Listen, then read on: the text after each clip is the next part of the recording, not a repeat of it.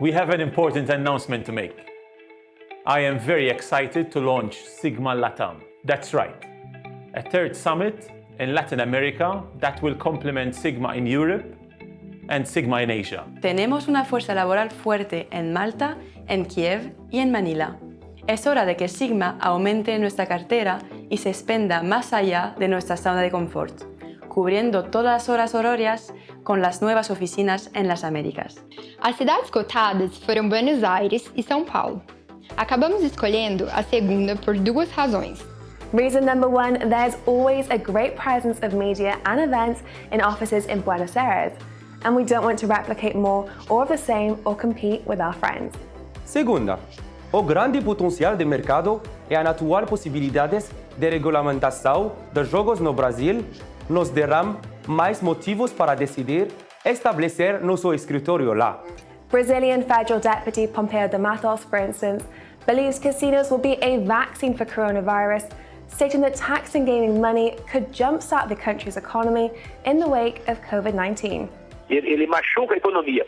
E eu diria assim, para nós até ajudar a levantar a economia depois que passar a pandemia, uma das alternativas é, inclusive, legalizar os jogos. É uma alternativa perfeitamente possível, viável, eu diria assim, até necessária. Assuntos como este, dentre outros, farão parte dos nossos debates em setembro. Moving forward, we hope that our three pillar shows, SiGMA in Malta, SiGMA in Manila, and eventually SiGMA in Sao Paulo, will pave the way for iGaming communities to learn from, as well as do business with each other. I look forward to contribute to this and make iGaming truly a global phenomenon.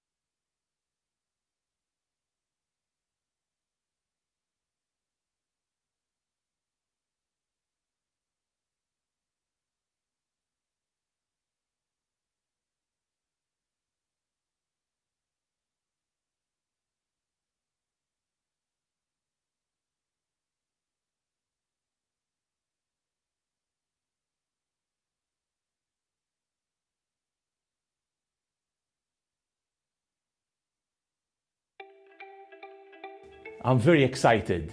We have a very important announcement to make. SiGMA is heading to Africa. That's right, a fourth summit that will complement SiGMA Europe, SiGMA Asia, as well as SiGMA Latam. We have a strong workforce in Malta, Kiev, Sao Paulo, and in Manila. So it's time for SiGMA to expand beyond our comfort zone. SiGMA Afrique se déroulera en 2022, regroupant sous un même toit toute l'industrie émergente du iGaming et des nouvelles technologies. We were then faced with the question where. We understood that gaming in Africa is dominated by 3 regions, East, West and South. Nous avons décidé non pas d'organiser le salon à un seul et unique endroit, mais dans 3 majeurs pays et piliers du iGaming en Afrique. En effet, SiGMA alternera chaque année, en commençant par la vibrante capitale Cape Town, en Afrique du Sud pour l'inauguration. The following year, SiGMA Africa is flying west to Ghana and in 2024, east to Kenya. We're looking forward to working with you in Africa. We're 2 years away from our inaugural summit in Africa, so time is on our side. Si vous avez de l'expérience, les connaissances et le réseau, n'hésitez pas à nous contacter. Here at SiGMA, we firmly believe that our 4 summits, SiGMA Europe, Latam, Asia, and now also Africa, will pave the way for the gaming community to learn from and do even much more business with each other. Rejoignez SiGMA, le Festival mondial du iGaming.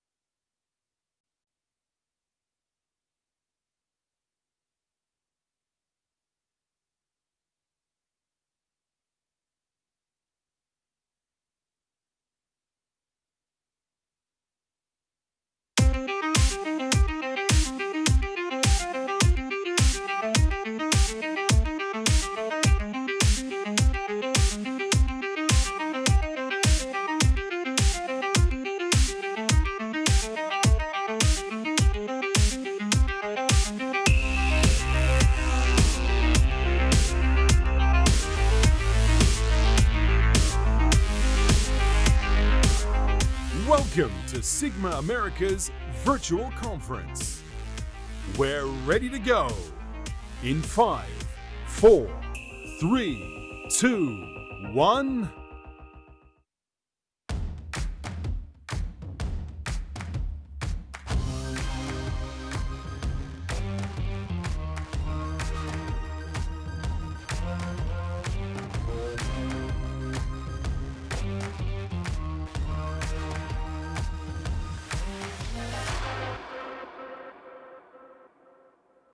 Hello and welcome to day 2 of SiGMA, the Americas Digital Conference. If you're just joining us, then welcome, and if you're joining from yesterday, welcome back. 2021 está un grande año para nos. Comenzando un SiGMA Malta en febrero, SiGMA Manila en mayo, SiGMA Brasil en septiembre y fechando un SiGMA Malta en noviembre. And if you are new to a SiGMA Digital Conference, here's what to expect. Over the next 4 hours straight, we'll be bringing you content focused on the gaming and emerging tech sphere. The content will be available in 3 different languages: English, Spanish and Portuguese. Estaremos trazendo por vocês 4 horas de conteúdo em 3 idiomas: inglês, espanhol e português. Yesterday's content focused on the gaming sports industries region by region across the Americas. Today has more of an online focus, focusing on esports and virtual sports. If you're viewing us on Facebook and YouTube, I would invite you to head over to the SwapCard platform. This is where you can interact and book client meetings, join clients in chat rooms, and also take part in interactive polls. We also have a poker tournament available this evening from 6 to 8 p.m. CET. Junta-se a nosso torneio de poker. Muito obrigado e aproveite bastante.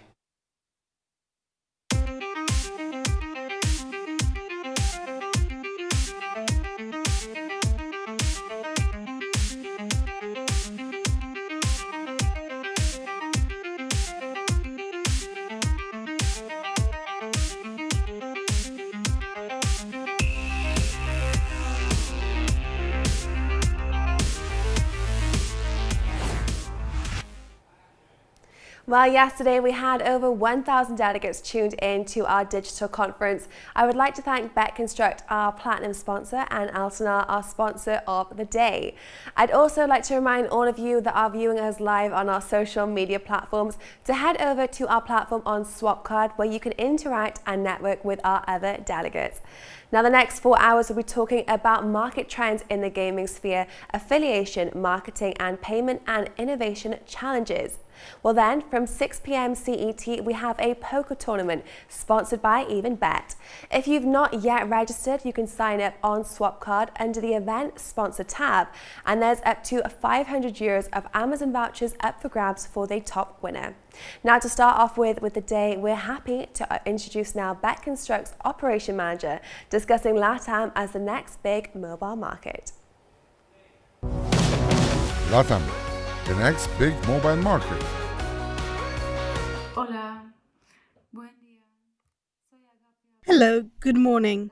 I'm Agapia Broyen, the operations manager of BetConstruct for the LATAM market, and I hope everyone is well. So, during this short video, my aim is to present BetConstruct's vision, with a focus on a general importance of sports betting and gaming through a mobile device. As you know, our company BetConstruct has been operating in Latin America for over 7 years, consisting of regional offices with relevant support teams. We have over 70 partners in our market alone and over 350 partners worldwide. Podemos decir que el uso y el interés hacia las soluciones móviles. We can certainly say that the use and interest in mobile solutions is growing every day. The LATAM market is growing substantially and at a very fast pace, and seems to be following the expansion seen in Asia. Statistics state that the Latin American people like to play with mobile phones because it is comfortable, convenient, and safe. It is obvious that with this new reality linked to COVID-19, the extreme necessity of mobile solutions has grown. La distancia social el aislamiento, la seguridad, todo eso hizo.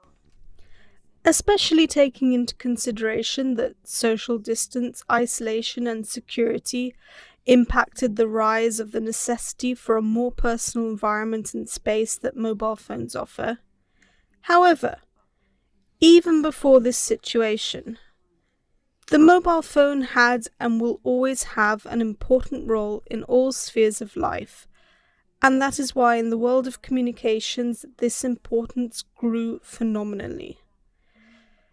Now, new technologies have become an essential tool to the society.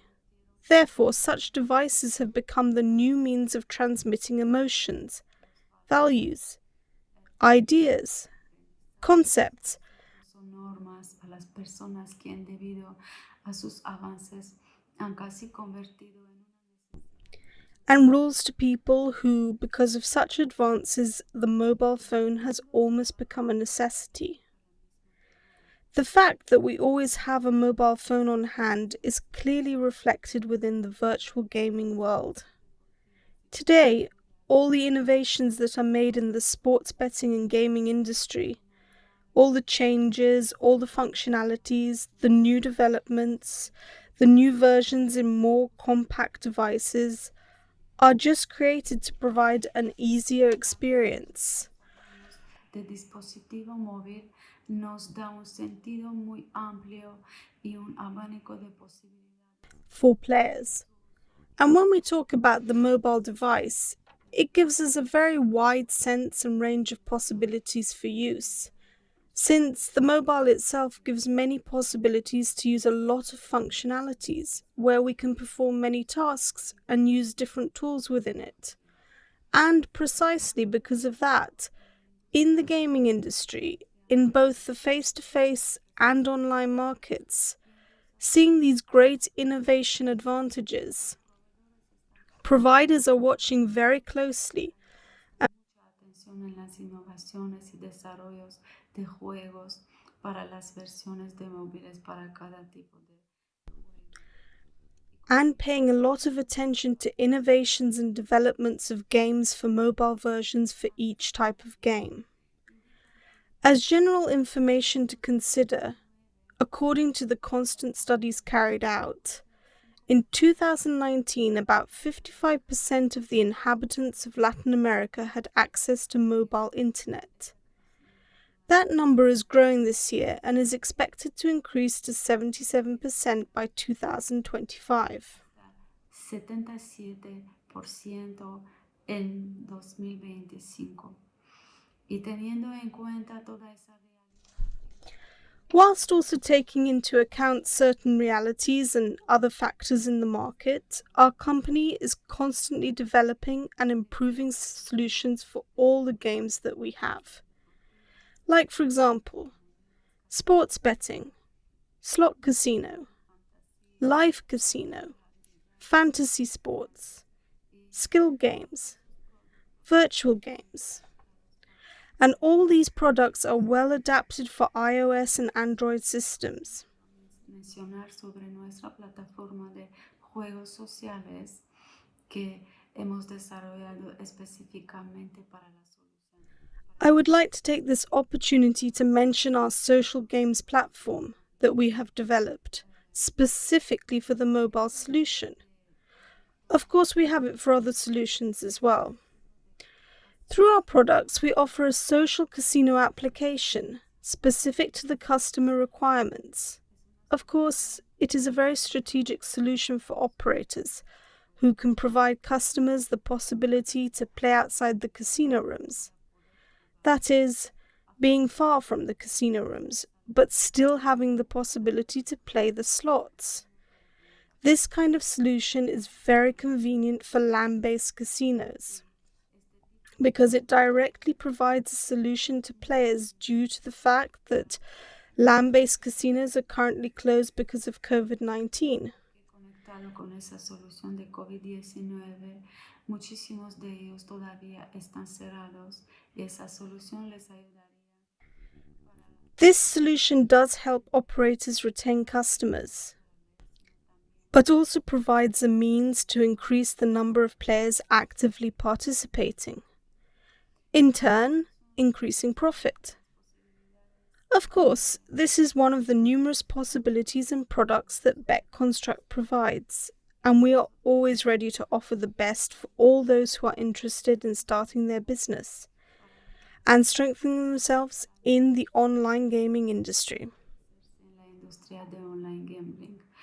Para ahora es todo. That's all for now. This was a small summary of the topic. I want to thank the staff of SiGMA for this opportunity to share our point of view on the subject, and I hope that we will see each other very soon, not only in this type of format of events, but also in physical events in different parts of the world. Thank you very much. En eventos físicos en diferentes partes del mundo. Gracias muchísimas. Chao. Well, a huge thank you to Agapi there for her insights. Now, our next focus is on Brazil, the region of 112 million people, with a football craze meaning the potential opportunity for football sports betting advertisement is huge. Now, let's see what our speakers have to share on this vibrant topic. And now we have our first poll set for the day that we'd like to invite all of our delegates to participate in. We're asking you, what are the biggest challenges in the Latin American gaming market and what are they facing in 2020? Como Jessica explicou, temos algumas pesquisas acontecendo no Swapcard. E a primeira pergunta hoje é: quais são os maiores desafios que o mercado latino-americano de jogos enfrentou em 2020?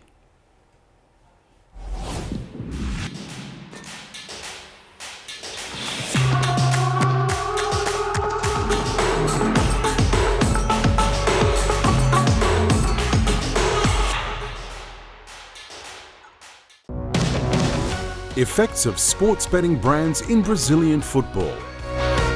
Good day, everyone. This is the panel effect of sports betting brands in Brazilian football in the SiGMA Americas Virtual Summit. It's my pleasure to moderate this panel here with such nice figures of the Brazilian gambling scene. And what better way to start than asking Arthur how to tell us about his experience of sponsoring the biggest club in Latin America. I would say in Americas probably. Arthur, can you tell us more about how it's been to sponsor Flamengo? Hey, Mateus and other panelists, hello. That's a very interesting question because that was the first and only team that we sponsored in Latin America, and despite having other partnerships like Watford, and now we just released the master sponsorship with Southampton, I can tell you that it's a completely different approach because Flamengo wasn't just our brand in their jersey, but they actually supported the campaign the way we like to. So it's been like a wonderful partnership since the day one.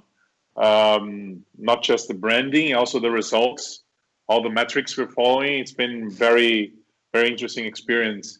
I wish all the sponsorships in Brazil would be like that, but I have the feeling that Flamengo is going through this magical moment in its history. Like it's not just in the field, but they're also doing a great job with the marketing and partnerships. So we can say that we got lucky on top of everything. So that's kind of in general how it's been doing so far. So it has had a very good impact on your brand as well.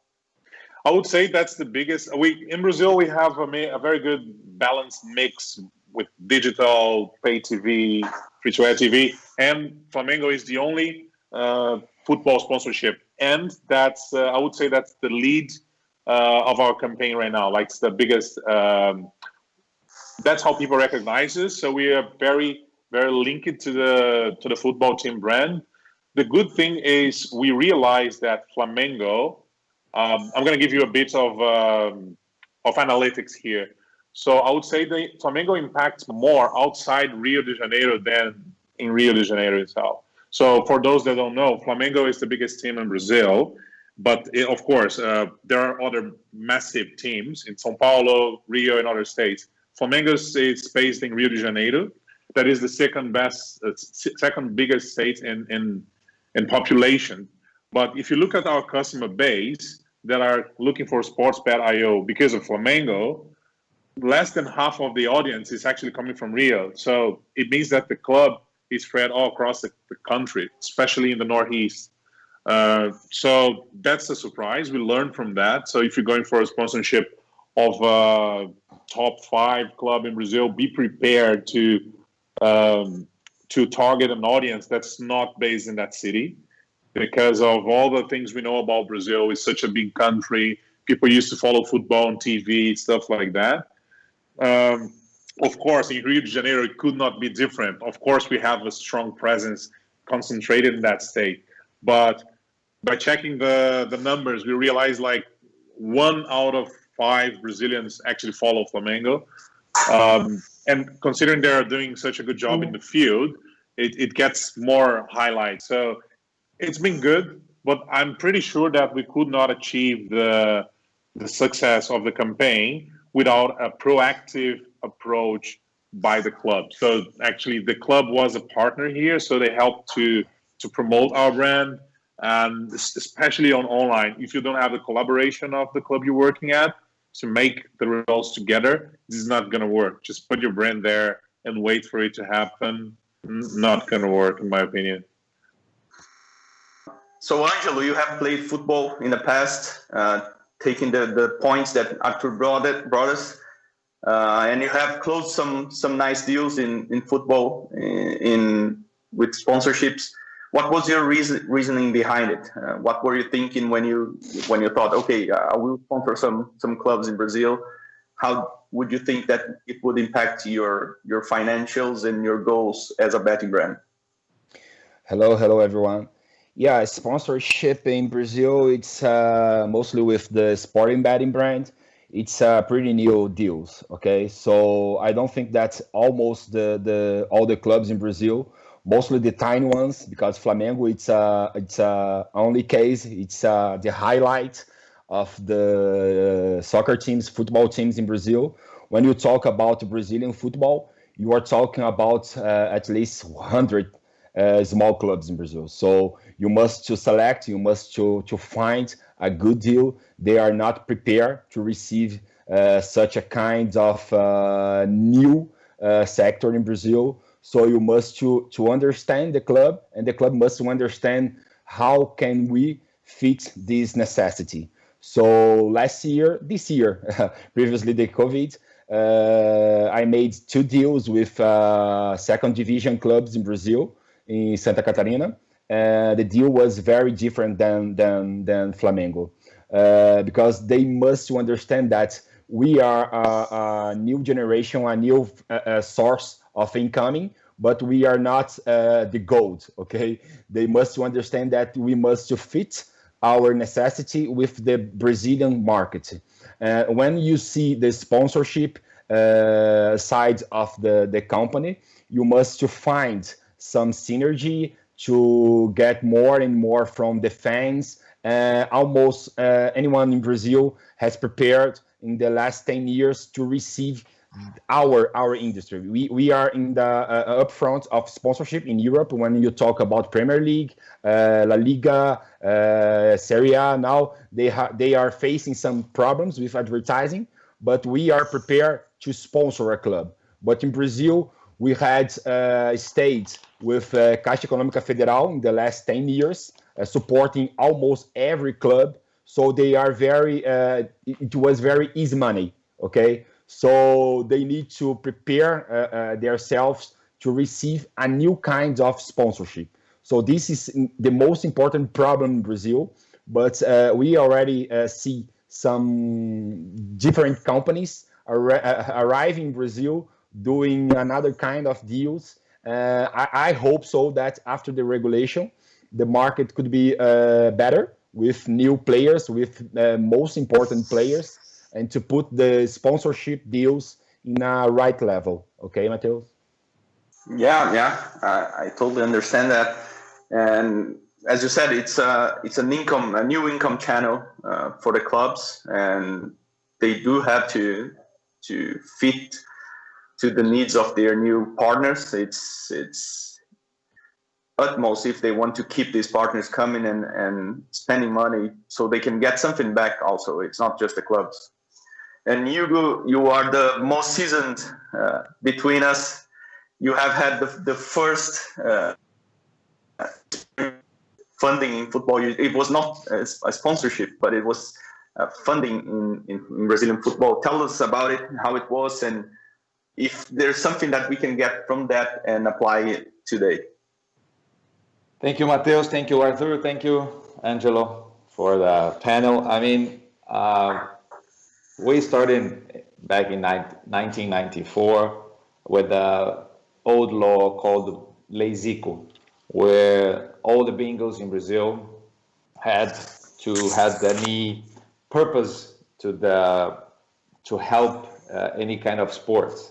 So that law, that old law, all the bingo halls and people that were involved in this kind of business, they had to apply for a license, and this license, you are obliged to help any kind of association or something like that.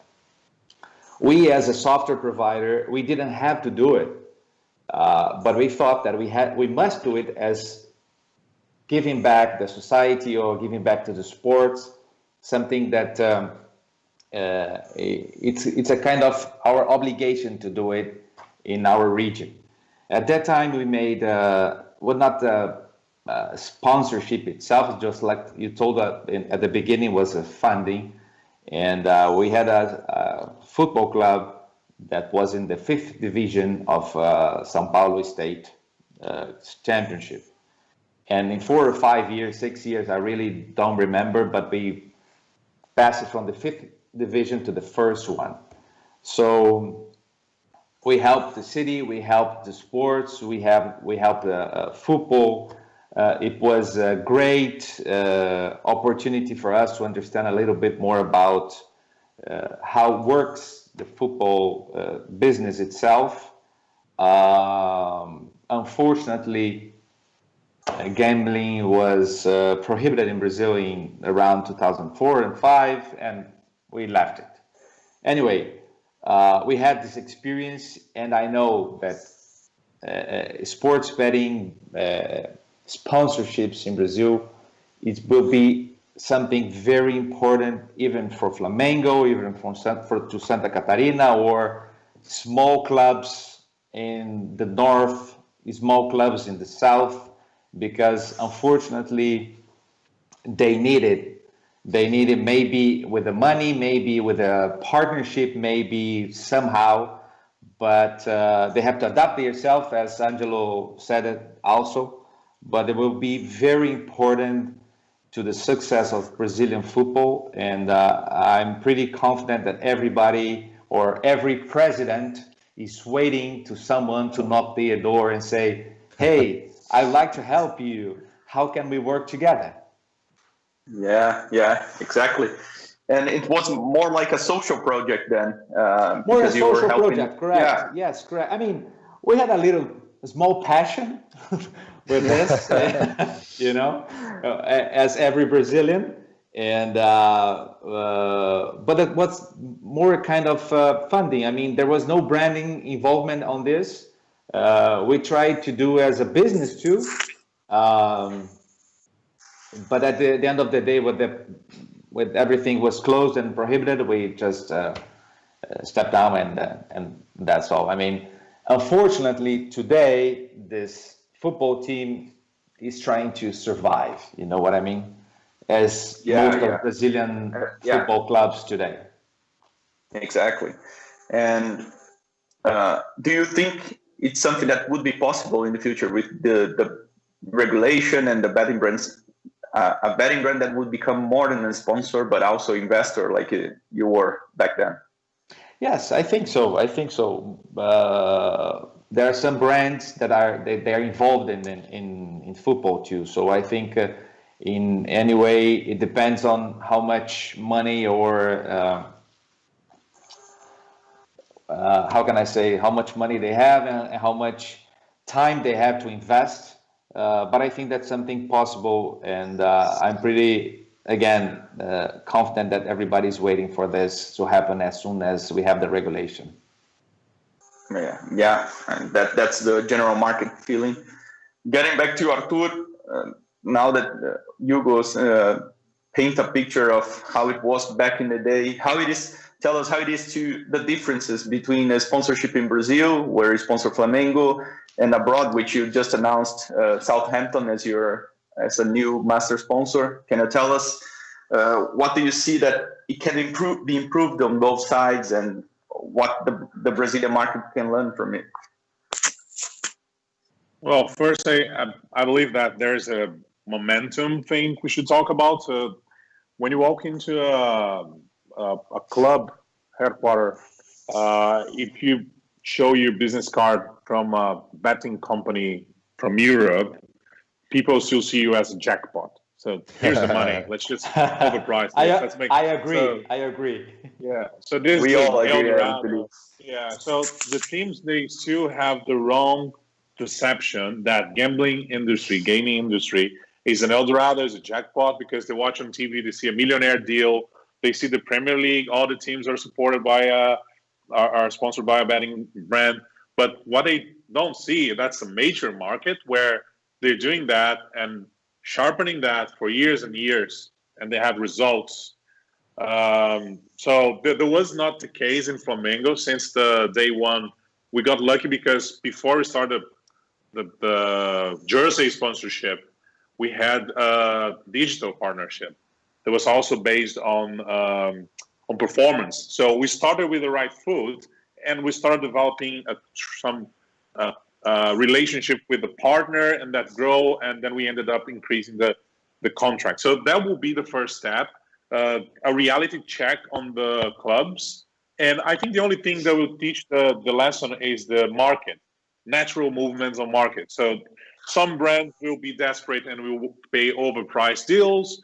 Some teams won't get a sponsorship for the year, so they will end up without a sponsor because they basically got the wrong valuation on their product. So why is your product now valuated in 20 million if it was 10 million last year? Who's going to pay for that? So that's the first thing, that's negotiation. Now, you got to understand that for running your campaign, so Brazil is not a digital nation yet. We are getting there, but we are not. So I'm not going to mention this. This is not Flamengo. It's another club I had experience with, where we had a deal, and at the contract we had all sorts of deliverables, digital, social media, this and that for conversion. And at the first week, so let's do the first mailing. Let's announce the partnership. So, we don't actually have a mailing. What you're talking about? It's the first division club. They didn't have a mailing. They didn't have a mailing because they didn't have a proper marketing department. Because in the past 2 years, they switched the marketing director 4 or 5 times. So they don't actually care. They just, they just want you to pay the first check. And that's it, done. So you're my jersey. And that's it. That's what I'm giving to you. So maybe Brazil, it's getting there again. That's another point that I actually find that we were very lucky with Flamengo, because they are very well with that, because the socio torcedor, like the supporter base, was kind of built already. There are other teams in Brazil with very strong digital presence and very strong supporter fan base. But some other clubs, they think it's all about the jersey. But for sports betting, you need to engage that audience. You need to be engaged in the social media, and if it's an email market, if it's an app. So you got to be prepared for that. And the clubs that actually offer you that's a brilliant upside for the betting brand. So maybe it's not about getting the biggest club, but get another club, but with a better engagement, better data from the users, so you can be engaging. Because one thing I realize is it's not a short-term conversion plan. So people need to be around your brand for a while. People actually watch and consume the content created by the club. and you want to be there. Of course, traditional branding, shirt sponsorship, etc., still has a role to play. On the other hand, for instance, the deals that people are doing in the Premier League, like we just signed with Southampton, the Master, we don't actually expect to activate their online base. But we're talking about a global brand. So let's just balance here. We're talking about Flamengo, the biggest team in Brazil. And we're talking about Southampton. They finished 11th position in the past Premier League. So which one you think has a more valuable brand in the jersey? So I would say that there will be the Premier League. Despite I know how big Flamengo is, but the Premier League is gonna hit the Asian market. We all know it's very difficult to get in there. So that's why people are paying that for the brand. In the other hand, in Brazil, of course, the Southampton won't penetrate in Brazil like a Brazilian team. But I'm way more interested in the next generation type of marketing and deals. So those will be the different difference, the main difference. So the approach and then the campaign. Yeah, that's lovely to hear. That's something that the gap can be slightly less in the future with the selling of the TV rights globally now of the Brasileirão. Yeah. Hopefully that will help to get the national brands a bigger presence abroad. And taking from that, we have been talking about how clubs can prepare to deliver more for the brands. Angelo, tell us, how do you believe that rights holders, not only clubs, but federations, leagues, the guys that are trying to sell you some static sponsorship on the tournaments, how do you think they can prepare to deliver more to you? Yeah, in the last 20, 30 years, Brazil has a single model of right holders, mostly the broadcasters, because we was with just one big group that holds the entire rights of the Brazilian football. In the last 5, 10 years, these things was changing with the entry of American group. So this year we saw another kind of movement with Flamengo. I can't say, I don't know how to say the law of the home holder. I don't know how to explain this in English, but home advantage. Yeah, basically the home team can seal the deal by self, okay, with no restriction. So we will see a lot of changes in Brazil from now and on. The unique case comes from Portugal, from Benfica. Benfica 20 years ago break the deal with the major broadcaster in Portugal and start their own TV channel.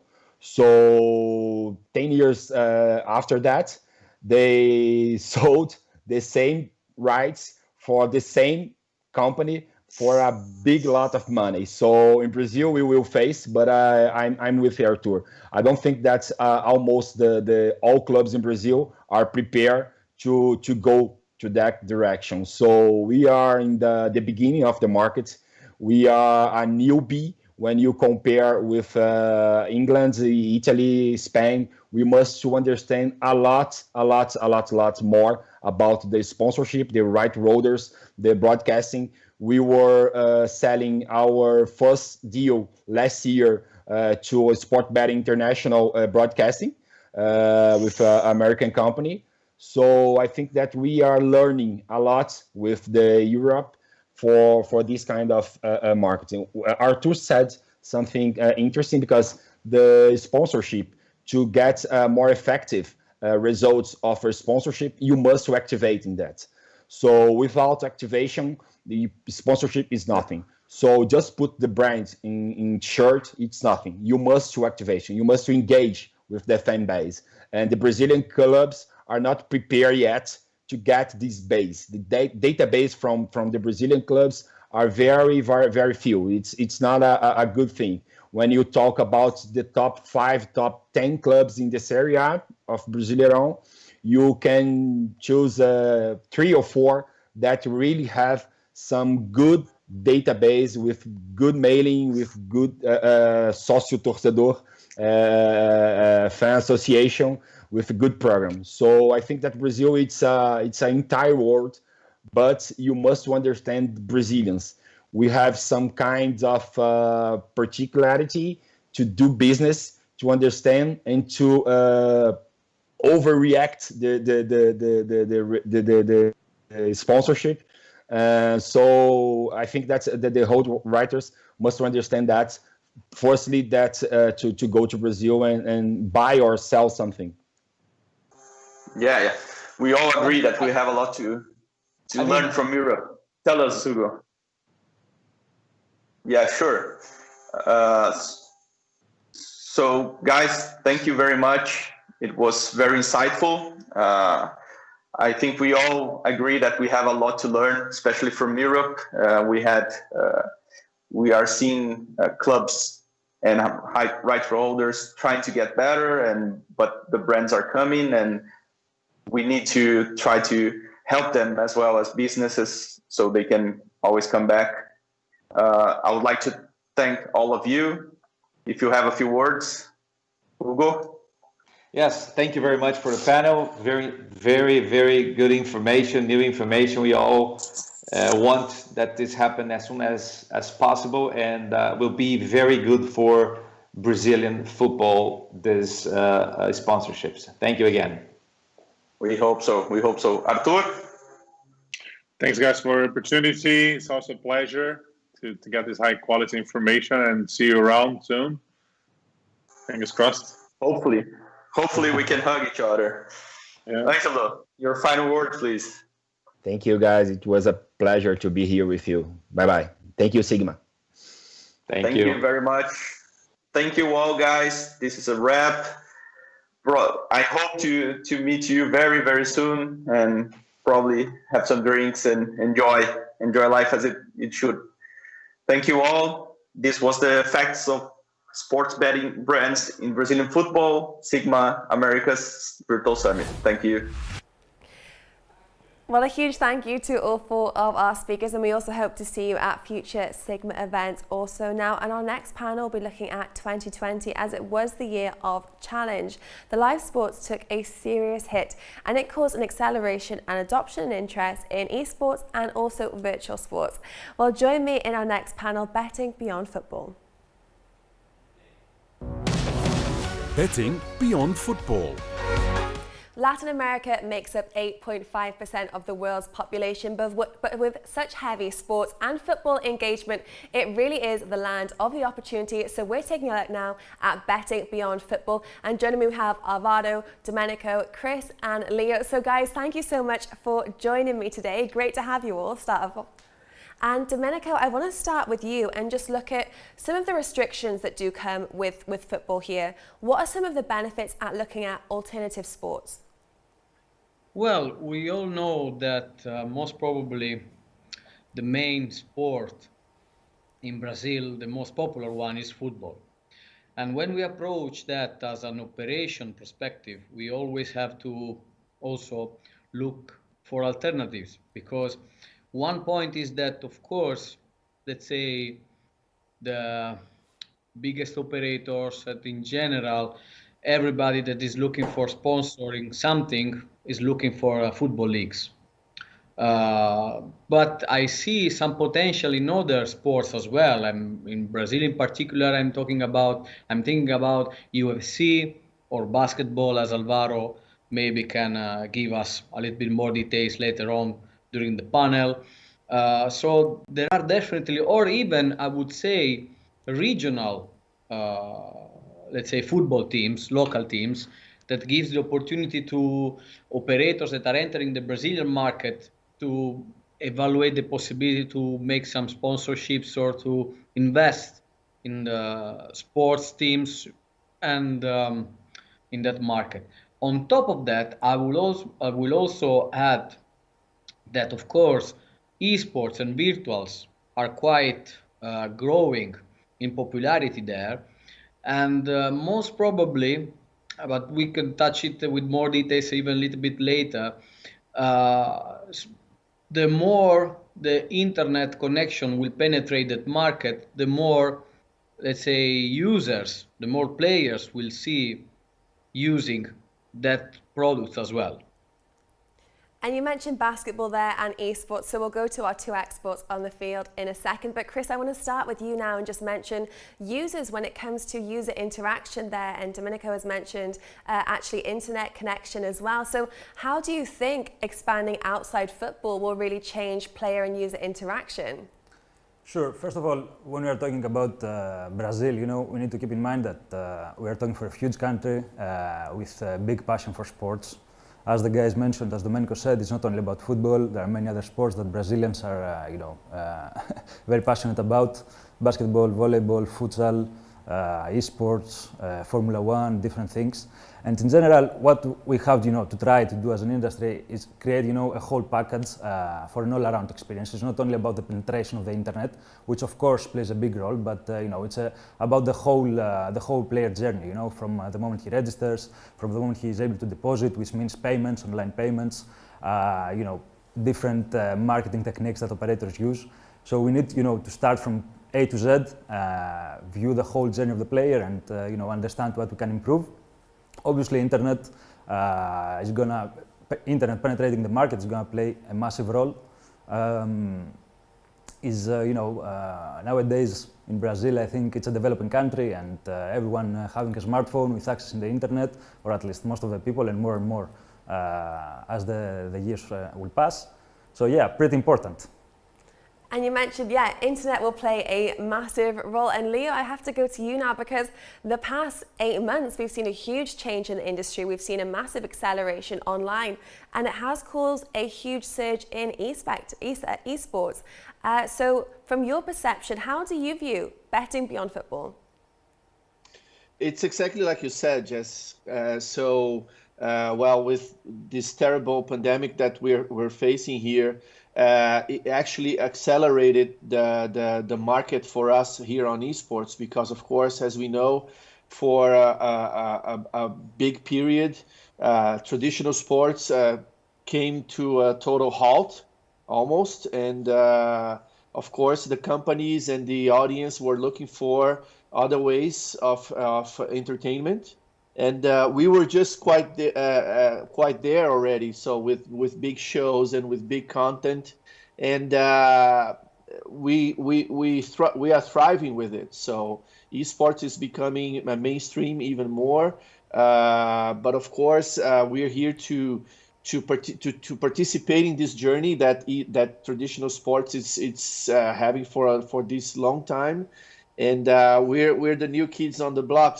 But we're coming, trying to find our space here, and the audience, like you said, is growing a lot, and the future is really good for us.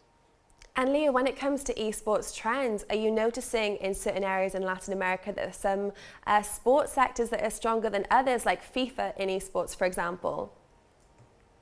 Well, FIFA was supposed to be even bigger if it really had the full support of the publisher, and to have the spectator mode and everything set for broadcasts and online tournaments that still today they are not focused on it. And but of course, other titles, the competitive titles like the shooting titles and the strategy titles are getting even more traction than the traditional, what we expected as to be an easy call, that, like you said, football or any other, or NBA or any other sports game that already have a user base, already have the fans. But even with that, they are not that big as the for us, the traditional esports titles. And Alvaro, we've mentioned NBA a few times now, so I do want to go to you from the basketball side of things. Where do you see the industry heading? What kind of potentials maybe in basketball that are outside the realms of football? Well, the game is already amazing. Oh, sorry, it was for Alvaro. My bad. I'll come to you after, I promise. Okay.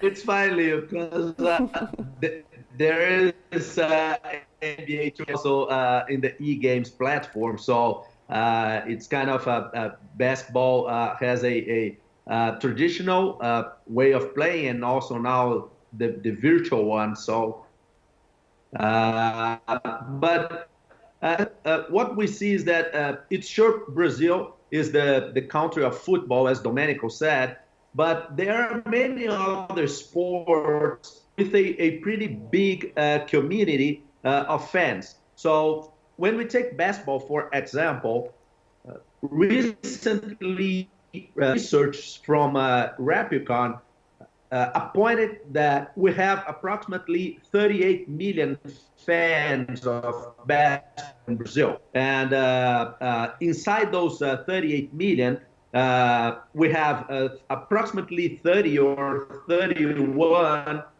millions of NBA and around 28, 29 millions of fans of NBB, our national league. So I think the goal here and the challenge is how do we engage and how we offer a better experience for the fans so the betting business can aggregate and can increase the experience, the entertainment for all the fans during a live game, or even though between games, shows, predictions, and quiz shows, and all the possibilities that the betting brands can offer to them. So when we see is that for an experience we had in our playoffs last season, not this one that was canceled, is that when we brought quiz and predictions and fan participation during a live streaming game, we went up to 12,000 interactions with the fans in just one game. And that was a huge record for us. So that shows that many sports in Brazil, they can offer pretty good business, and they have potential for all the brands that are looking into this country. That we, as someone said, we are a 210 million people market, so it's pretty huge. Absolutely. And now, Domenico, please go ahead. Yeah, You read my mind. I wanted to add something on what we just discussed, because first of all, I believe that esports is busy making money with the ultimate team. That's why they do not have to improve quite much their experience for let's say esports betting activities. In general, going back to Brazil, I believe that a key point to succeed in promoting other sports, unfortunately, is not just one point. It's a combination of points, and it starts with technology. Because of course, as I said before, it's important that more people have access to internet. But not only on that, is also the internet network must be reliable enough to allow all the leagues to transmit easily data that can be collected, because we create odds on top of that. But in order to do so, we need to have a reliable system in place to collect this information. And this is on the technological point of view. And then we have the product side. And when I say product, I mean, let's say, a basketball league. It's a product. It's like the Italian Serie A, it's like the La Liga in Spain.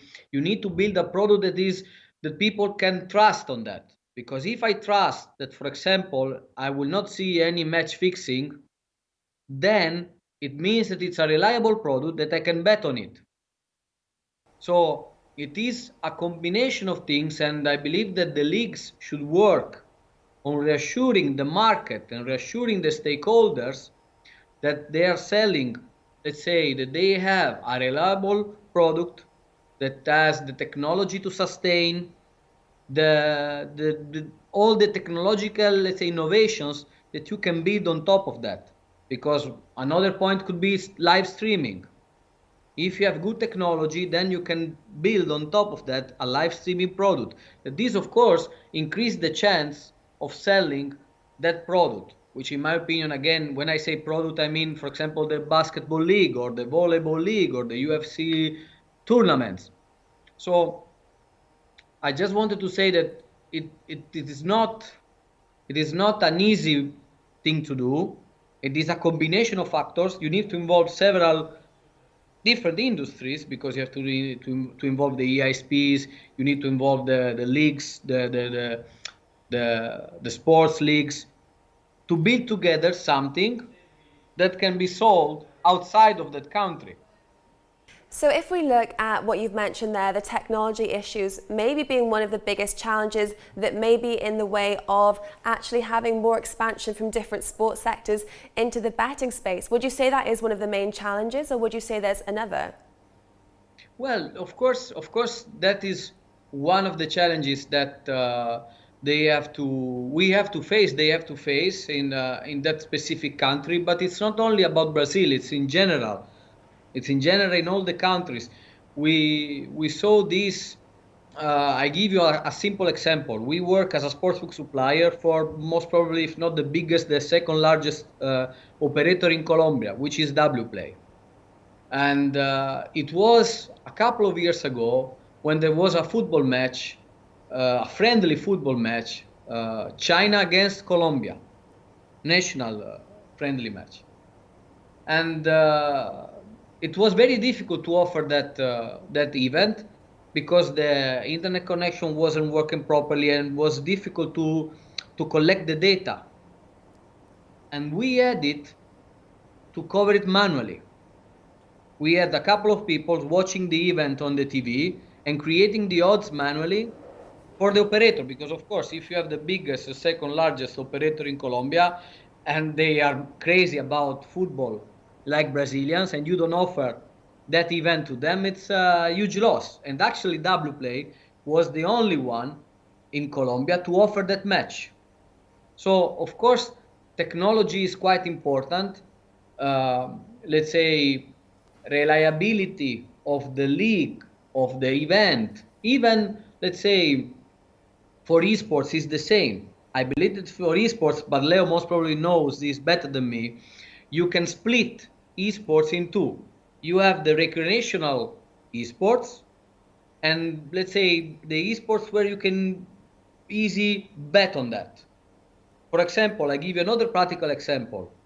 During the pandemic, we have actually in South America another operator working in Mexico, and we saw a huge amount of bets on esports, but almost the total majority of them were on FIFA, because of course they like football, and FIFA is the closest thing to what real football represents to them.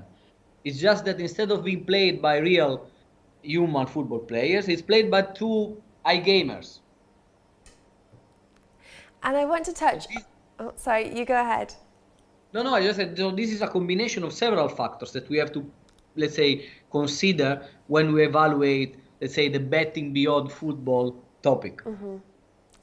And when we look at, I want to touch on regulation a little bit as well, because if we compare the different regions across Latin America, and I think one of the hugest being Brazil, with 212 million people, are we expecting them to follow in Colombia's footsteps? And Chris, I want to turn to you now and ask if that's going to get in the way or be a challenge to operators in any way when it comes to waiting for this regulation to come through.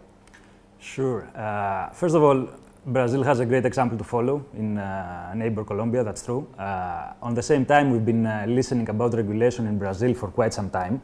Mm-hmm. And nobody really knows and nobody really can answer this question of when regulation will happen, how it will happen, who will benefit from it. The truth is that the big players are already there.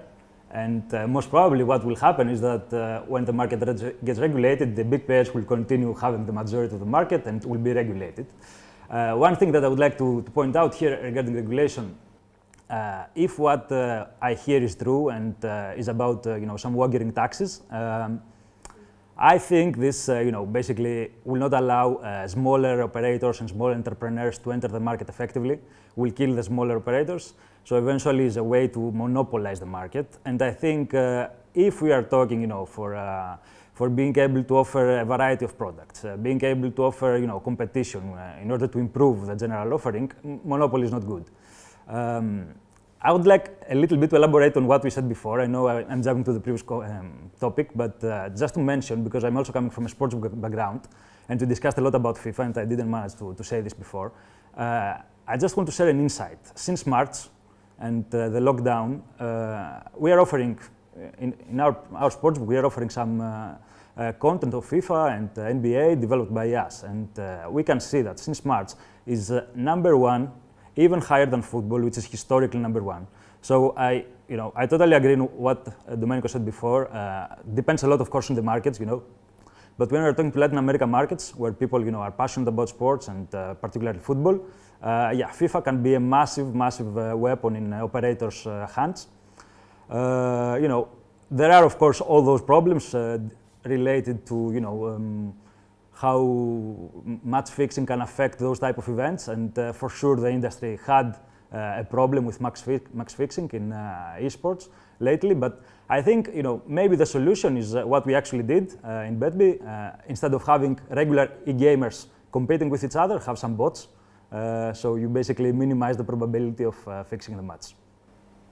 And when it comes to, Chris, just to focus on that a little bit more then, if you have come from the sportsbook realm, what kind of user trends did you notice in the past, say, 7 months? Did anything surprise you that you saw? First of all, it's obviously in the past 6 months with regular sports being close to zero in a lot of cases, the industry took a turn towards esports and virtual content. I believe this came as a necessity and not because the industry was mature enough to understand what virtuals or esports bring to the game. In general, I like to differentiate between those two audiences. I think it's not the same audience. I don't think esports is the same audience with sports. Over the last 5 years or 10 years maybe, we've been listening about everyone who's involved in iGaming and betting is listening about esports and how massive it is, and it's true that there's a lot of people all over the world following esports. But on the same time, if we look at the number of transactions and the number of betting volumes, we cannot say it's massive yet. So we are talking for a different audience. We are talking mainly for younger people. We are talking for people, where esports without live streaming, for example, means nothing. An in-sport player will not place a bet if there's no live streaming. So operators have to look at this audience as a separate audience and try to adapt. If they want to win this audience, you just have to follow the trend. Go ahead. And I have, again, because I'm a man of examples and anecdotes. I have a son, he's 7, and I can see already the difference between his behavior and mine. When I was a kid, I liked to play with Sega Master System, with Nintendo 64. He likes more to watch other people play on YouTube. So this is something that is related to generation. Most probably, if my son will like to then become a kind of bettor, he most probably will like more to place bets on esports rather than real sports events. He has no option. So also I like you. Sorry. Exactly. He will become a better man. Sorry. I don't place bets because I know that I don't win. So I'm joking. Generally, it's matter of generations. But is there a challenge there for operators to keep up with these trends, because this is so fast changing? It is generational, as you said, Domenico. Well, of course, we are seeing now these days operators almost offering everything. And basically, even during the pandemic, we saw, let's say, operators try to differentiate as much as they can, increasing the number of products they had in their portfolio. And I believe that our industry is still young enough to see in the next coming future the possibility to adapt easily to the new changes that will come. I don't see, we are not an old industry, and also we can say definitely that it's not a standard-based one.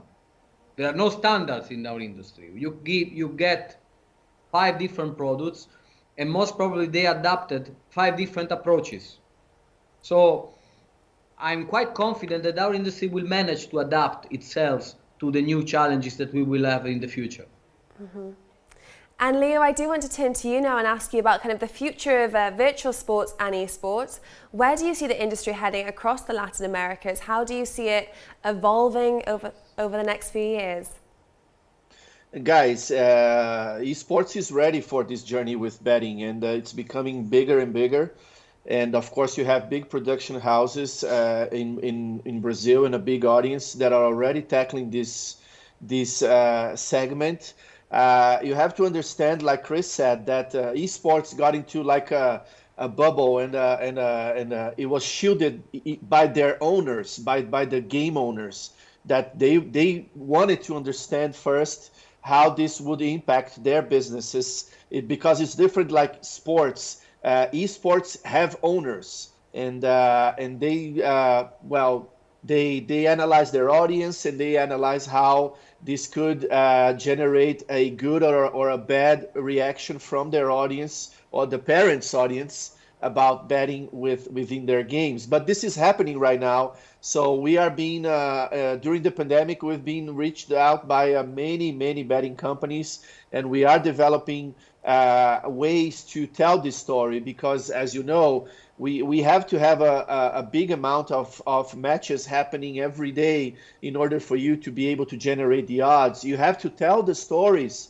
about who are these guys, and because people bet on people, right? So people want to know who that guy is, or who is he dating, or if he's having any problems, anything else.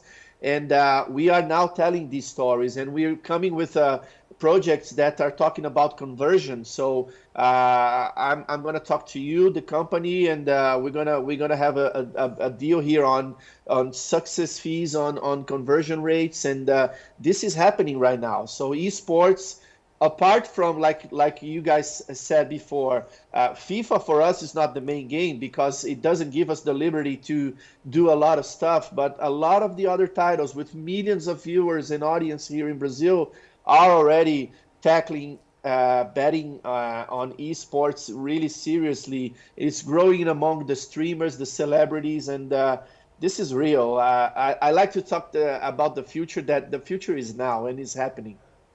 Sounds very bullish indeed. Gentlemen, that's all we have time for today, but thank you so much for providing your insights there. We've covered the whole spectrum of sports, esports and virtual sports. So thank you all so much for your time today. Welcome.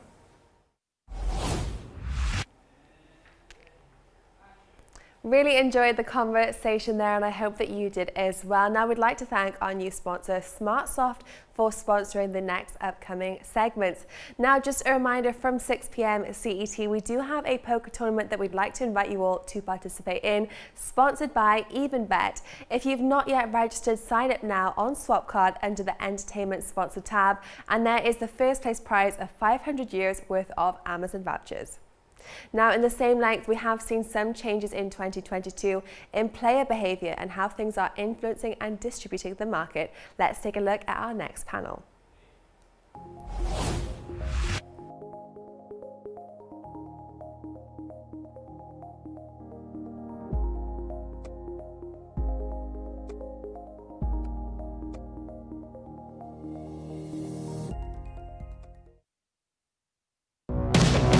How has 2020 accelerated a new era of gaming in LATAM? Good afternoon, everybody, and good afternoon from Malta. We're in the middle of the Mediterranean here, but today we'll be hosting, part of SiGMA Americas, Latin America, so the other side of the world completely. And we have a fantastic lineup here. And I must say, just the jokes aside, they all sound like fantastic football players. So we have Juan Barraquina, Eddie Morales, and Pedro Angelo Souza. Those always sound, fantastic names, guys. So, Latin America, vibrant culture, colorful cities, dynamic people, dynamic businesses. I would say Latin America's acceleration in this industry, right, in the gaming industry, is unique, fascinating, and the development phase has lasted maybe a bit more than other markets, but now, as we're also talking about today, it's all about the acceleration in this market. Maybe I can start with you, Juan. What are the main drivers that are really increasing this acceleration? So what's the trust? What's happening? What's the state of the union here? Good afternoon from Paraguay. I'm in Asunción. I'm from Spain, but I've been living in South America since 2014. And I've been traveling all around South America countries. And what I can say now is that due to the COVID crisis, there is a big pressure, on the regulators to start, regulating the online gaming business here in all the countries, I will say. You know that we had a very good experience in Colombia, where the market was regulated 2-3 years ago, and we have more than 17 companies doing, I will say, a very good business. So what I will say now is due to the COVID crisis, everything has changed, and now the regulators, the casino property owners, even the gray or illegal online operators, and doing their best, to start operating in a regulated way. Yeah. Now is the time of a big change for everybody. Yeah. Actually, Juan, you've hit a lot of major points here, and probably we'll go through them one by one. But maybe I can hear also from Eddie. Eddie, the state of the union from, your side of the world. Hello, everyone. I'm Eddie Morales. I'm actually based out of Spain, although I've been traveling Latin for a few years, intermittent times. Currently working for BetGames.tv, which is a live games provider. So I've been able to touch the reality, especially last year when everybody was still allowed to travel. And I must say that I agree a lot with Juan. I think the COVID has been a last wake-up call to the acceleration of the industry in Latin America on both levels, the multi-channel approach, as well as the regulation of certain territories that were taking their time. Obviously, this situation has accelerated the minds of and the consciences of governments to make a push to rescue, especially the retail industry, side of the industry, and also to allow players to keep on playing from their homes or from any location available. This is the key aspect, regulation, in my opinion, as Juan mentioned. Yeah. And Colombia is the pioneer, and hopefully other countries will follow. Of course. Thank you for that, Eddie. And Pedro, state of the union from your end, and then we'll start, going deeper into all the main points which you're mentioning.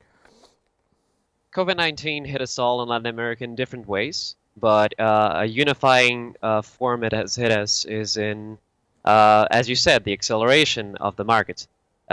It has hampered different people, I'd say. The current administration of Brazil has shown themselves to be kind of lenient in terms of regulating gaming. We are a state that's typically outlawed in terms of online gaming and gaming in most forms, instead of most forms, I say, save for state sanctioned stuff, things that they can get money from normally. But not only, even before COVID, it was more on the promise side and not exactly a lot on the delivery side. And there hasn't been exactly a lot of pressure on our administration to actually make moves in terms of additional regulations. Mostly we have been dealing with the public health debacle, and it doesn't seem like it will change in at least a few months, but we can always hope. Yeah. So you all mentioned COVID. Yes, we're all living in this, although I hate to say it, the new normal about all this. And I know it's been used and over abused, but when you're talking in business, you're talking about the brutal truths, right? And COVID is a brutal truth. So if I had to ask you, what are your operations looking like in this new normal? Keeping in mind that you need to keep optimum customer service, keeping in mind responsible gaming scenarios within also the COVID scenarios. How do you see this? Maybe Eddie, and then I move on to Juan on this. always from the Latin American perspective? Basically, Bet Games TV is a game supplier. We don't deal directly with the end user. We provide games to aggregators, platforms, or operators. And basically, in terms of safety measures, if this is what you're referring, what practices we put in place, it's basically coming out of the studios. Apart from the safe environment of working from home, we put some protocols on the studios for safety and the access and the exiting of people, as well as creating different teams that don't mix with each other. So basically, if the A team of croupiers that we have has detected any infection, then the B team starts operating from the studios. Fortunately, we didn't have much of an incidence of the virus in Lithuania, which is where our studios are located, compared to other countries. So we've been so far so good, safe in terms of safety and infection. In this term, I cannot mention what is the effect on the final user in terms of measures that we impose, because this is more on the operator side. Yeah. Juan, your take on this, the new normal, and has it been a learning experience for you? Working maybe in a different environment, in different scenarios with new protocols. How agile were you also maybe as can be in all this scenario? I mean, I think all of you know that we have several offices worldwide. We have to close all the offices. I think now only the office in Manila is back, normal back, and it was a learning experience for everybody. Now we are working from home. I mean, I think some people is happy. I'm not happy because I can't fly anymore. I mean, maybe I will not be able to fly until next year, March or April. But it was a big surprise for everybody, because we are working from home. We are having our daily, calls with the London office, the Stockholm office, Nothing has changed, We are running a very, very good business since the football is back again, It was a big surprise for us, I will say that June, July have been maybe the best months, in the last year. And we didn't have a World Cup, we didn't have the Euro Cup, we didn't have the America's Cup. Of course, we suffer a lot during March, April. No one knew about what's going on. But now, I will say, we are saving a lot of money because we are not traveling. We are not spending money in hotels. In meetings with our prospects, operators. And let's see what is going to happen in the next quarter. But so far, Campi now is in a really good position because we have been working the last 3-4 years on, seeding up all the opportunities worldwide. Yeah. Juan, okay, you said that you're not traveling, and I think we all miss it, right? Because the iGaming sector and the gaming sector in general is it's a business built on networking, on building relationships, the human contact, and all this, which we all miss, and even for the employees themselves. I mean, we experienced this in Malta also. That especially young employees miss actually being at the office rather than working from home.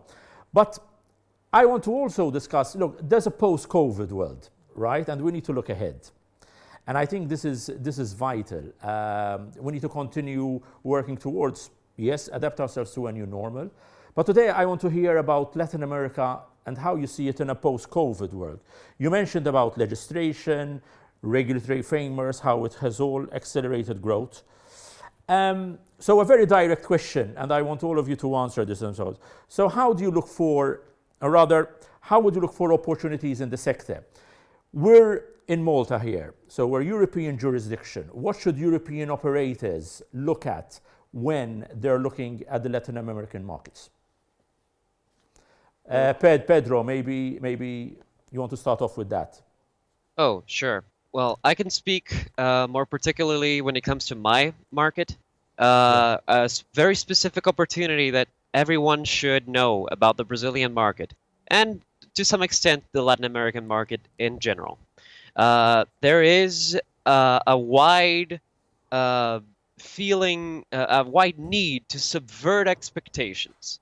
Latin America as a whole is a region that has been underestimated throughout history. Uh, Years and years and years have passed, and everyone treats us like we're countries that are forever in development. A lot of people don't treat us as seriously as others, and that not only in business but in people. People feel that way. So when you formulate your system, give people opportunities to prove themselves or give them the illusion of proving themselves, outsmarting a system, outsmarting a player, give them this way that they can this is escape valve for this inner frustration that people have from being underestimated throughout history.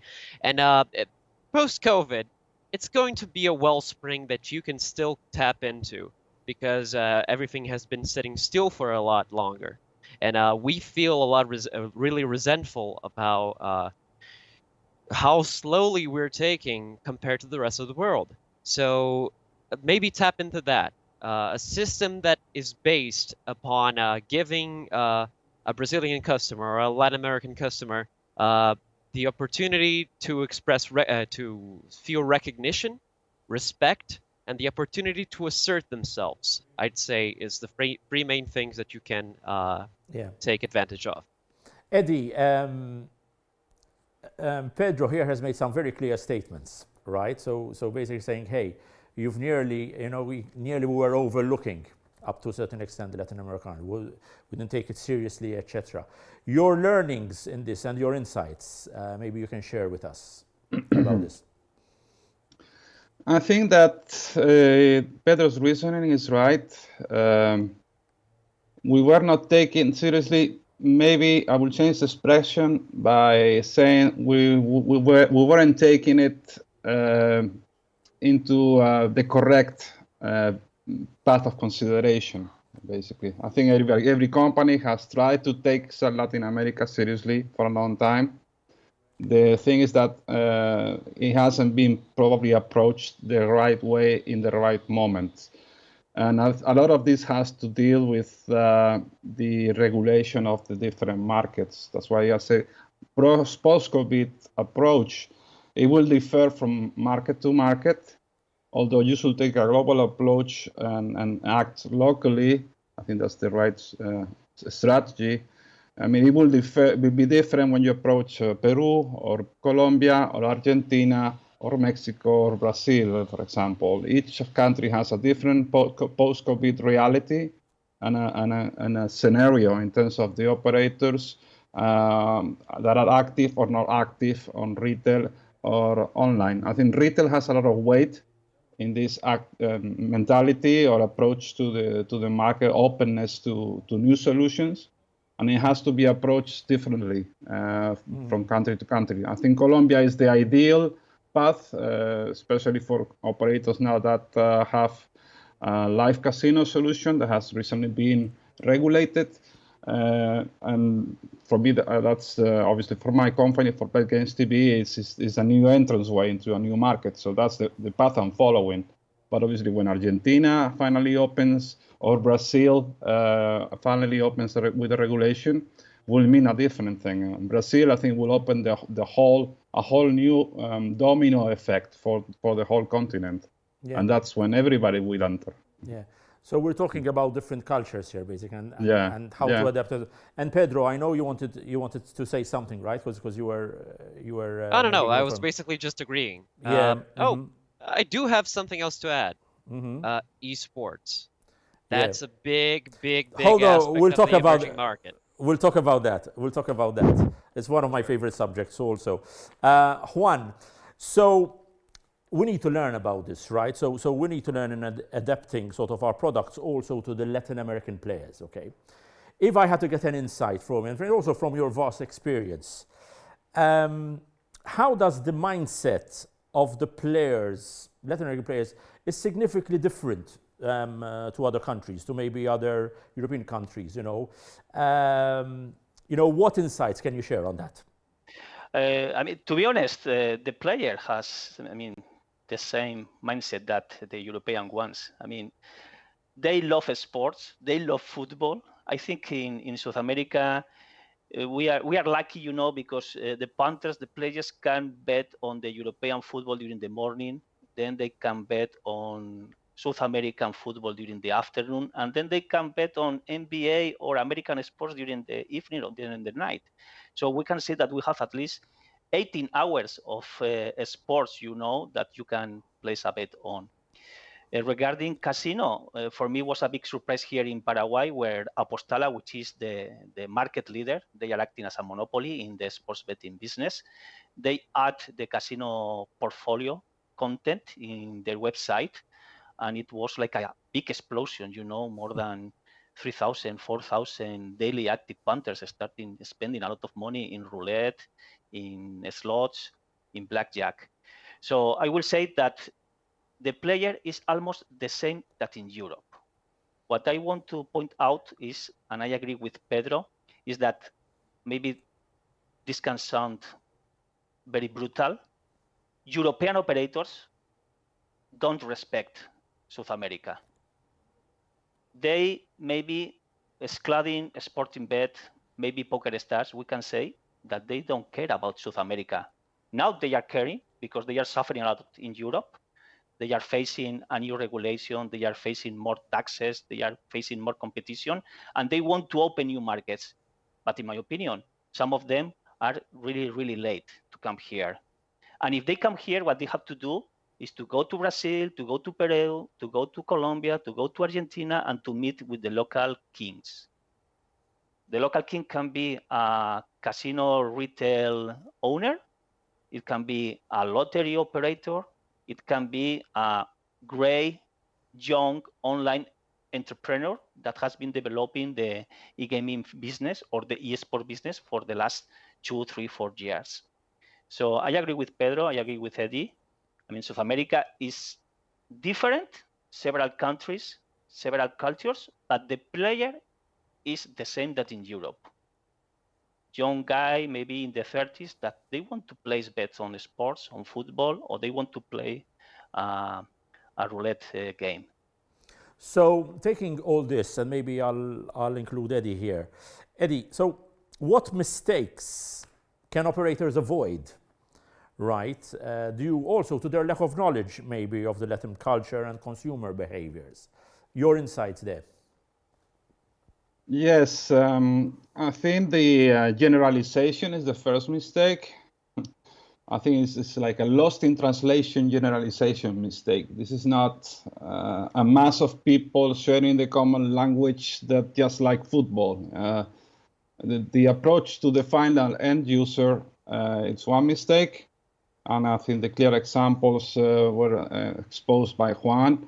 They love sports, but they have their own sports in different countries. It must be a country-by-country approach.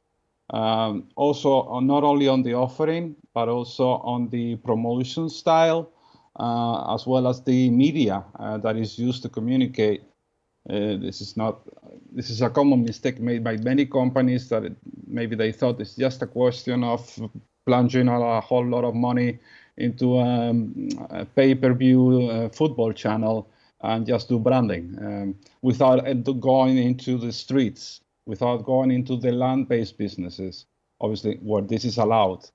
I think this is the first and most important mistake. And secondly, you have to take into account a lot of these countries have a trust mentality on the brands that they have seen and that they know. So it's something that it doesn't build from night to day. This takes time. This takes a trust building relationship that maybe can be overcome by partnering with a local partner, with a local brand, with a local business. This is not something you can build that easy from scratch because this is not a market that has been born out of digital all of a sudden in Latin America. This has come from the streets mostly and from cash using. So you can, yes, in fact, you said it's not new. It's basically, it has been a slow burner, right?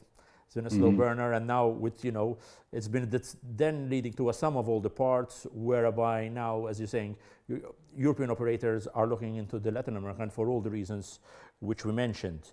Esports. They were right. Yes, sorry, Juan. Yeah, I mean, but some markets are boiling now. Are boiling, so. Yes, that's it. So Latin America is burning with opportunities right now, as we would say. And such, which will lead us into esports, Pedro. Here in Malta, we're also investing in the esports sector. We've just announced a multi-year agreement with ESL. The ESL Pro League seasons will be held in Malta and virtually this year, obviously because of COVID, and 2021. Hopefully it will be physically, including also, the whole seasons here, which is a big thing. But a lesson is we've seen the opportunity here when it comes, to esports. It was nearly a low-hanging fruit for us. Your experience on this, Pedro? So basically, when it comes to esports, we are at a big advantage because esports has never really stopped, and we have at least present very, very, very well-established players in Brazil and in the form of Riot Games, in the form of Epic, which have been able to continue with their activities, and there has been no real uncertainty. It is an activity that can be executed from the distance. It does not really depend on events. It does not really depend on in-person tournaments. It's good to have in-person events. Don't get me wrong, I love them, but it's not dependent on them. So in these uncertain times, it's a little bit more dependable.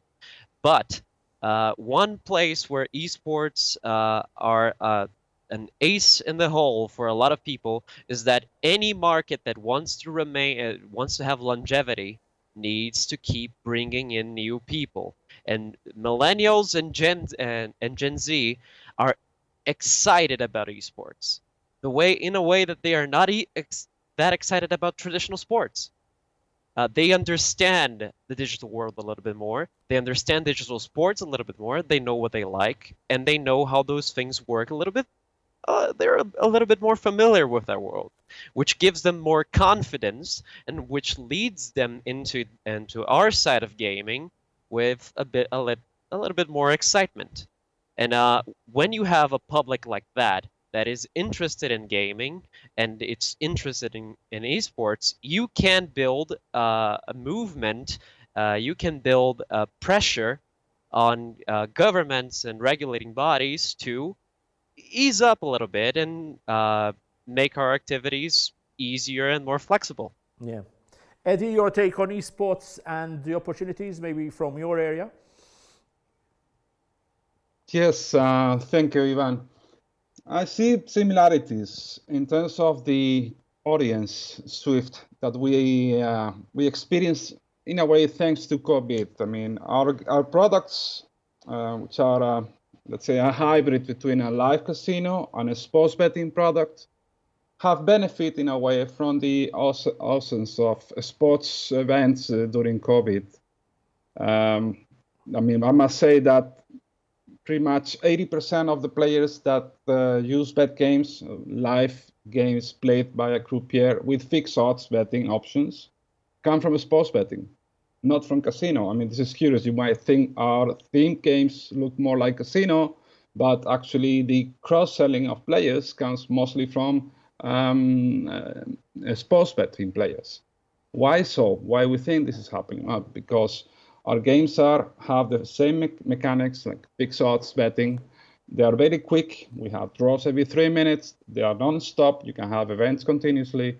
It's a low risk, low reward type of games. So the player doesn't need to bet a lot to get a reward. And at the end of the line, you don't need to be an expert playing poker. You don't need to know the game of poker. You need to know complicated games. And actually, most of the access to our games come through mobile. So we are basically taking into a very young audience market that comes from sports. So I see this kind of millennial follow-up mentality that like to play quick, easy games, that are very multimedia based, and that basically you don't need to have a huge knowledge of the traditional games. You just play like a video game, essentially. You know, and you know, thank you, Eddie, because this comes to the next point, and we'll wrap up because I know we're pressed for time here. Juan, the mobile revolution has been touched by Eddie here. You know, so entertainment is in our hands. Entertainment is on our mobile. How does, and when I did the research about this panel also, and it came up very, very often, the mobile revolution, they called it in Latin America, and how this is. So if we can close on this, Juan, your take on the mobile revolution. I will say that the mobile revolution is already here, you know. As Pedro said, we have to respect, you know, this region, and people love the mobile phone. They use the social media. They have big WhatsApp groups where they share a lot of things. They even pay by using the mobile phone with the local operators' wallets. So what I have to say is, in Paraguay, 7 million people, poor country, everybody has a mobile phone, everybody has an account in Instagram, in Facebook, everybody has maybe 10, 15 WhatsApp groups. And people is using, I will say, 80% of the times the mobile phone to place bets. Yeah. So what I have to say to the European operators is, mobile phone is already here. You know, betting by using this device is 80% of the total turnover, even here in Paraguay. And what is really important, they use the mobile phone in order to fund the online accounts. Yeah. So what I have to say to the European operators is, I mean, people here is doing the same things that people is doing in Europe, in the United States. Maybe they have a lower income in a monthly basis, but it's the same. Yeah. Okay, Juan, Eddie, Pedro, I mean, we could talk about this. I mean, it deserves maybe also another panel. And hopefully next year we'll all be traveling to you guys, you know, and you know, we can meet up. Yeah. Fingers crossed on that, because there's a lot to learn. The cultures are beautiful, as I said in the beginning, you know, vibrant cultures, dynamic businesses, and you know, all the passion. You know, as much as, you know, we see that also coming from a, you know, Mediterranean country. You know, there's a lot which we can team up and which we can actually bridge on that. Thank you very much, and thank you for listening to us during this panel for SiGMA Americas. Thank you. Well, a huge thank you to our panelists there for their insights, and Ivan Folletti for joining us here in our studios in Malta. Now, regarding our first poll that we asked our delegates and viewers today, we asked you all, what are the biggest challenges in Latin America gaming market and what are they facing in 2020? And for our English-speaking audience, 50% said COVID-19 and 50% said political instability. But interestingly enough, we asked our Portuguese viewers, and 100% actually said that they would have a negative stereotype as the biggest setback. Now, on the topic of football, esports and live gaming, that brings us to our next question and poll: which online gaming vertical will be the next big thing in Latin America? So take part, and I'll read the results later on today. Muito obrigado pela interação. Junta-se a nós no Swapcard. Qual tipo de jogos online será o próximo grande sucesso na América Latina?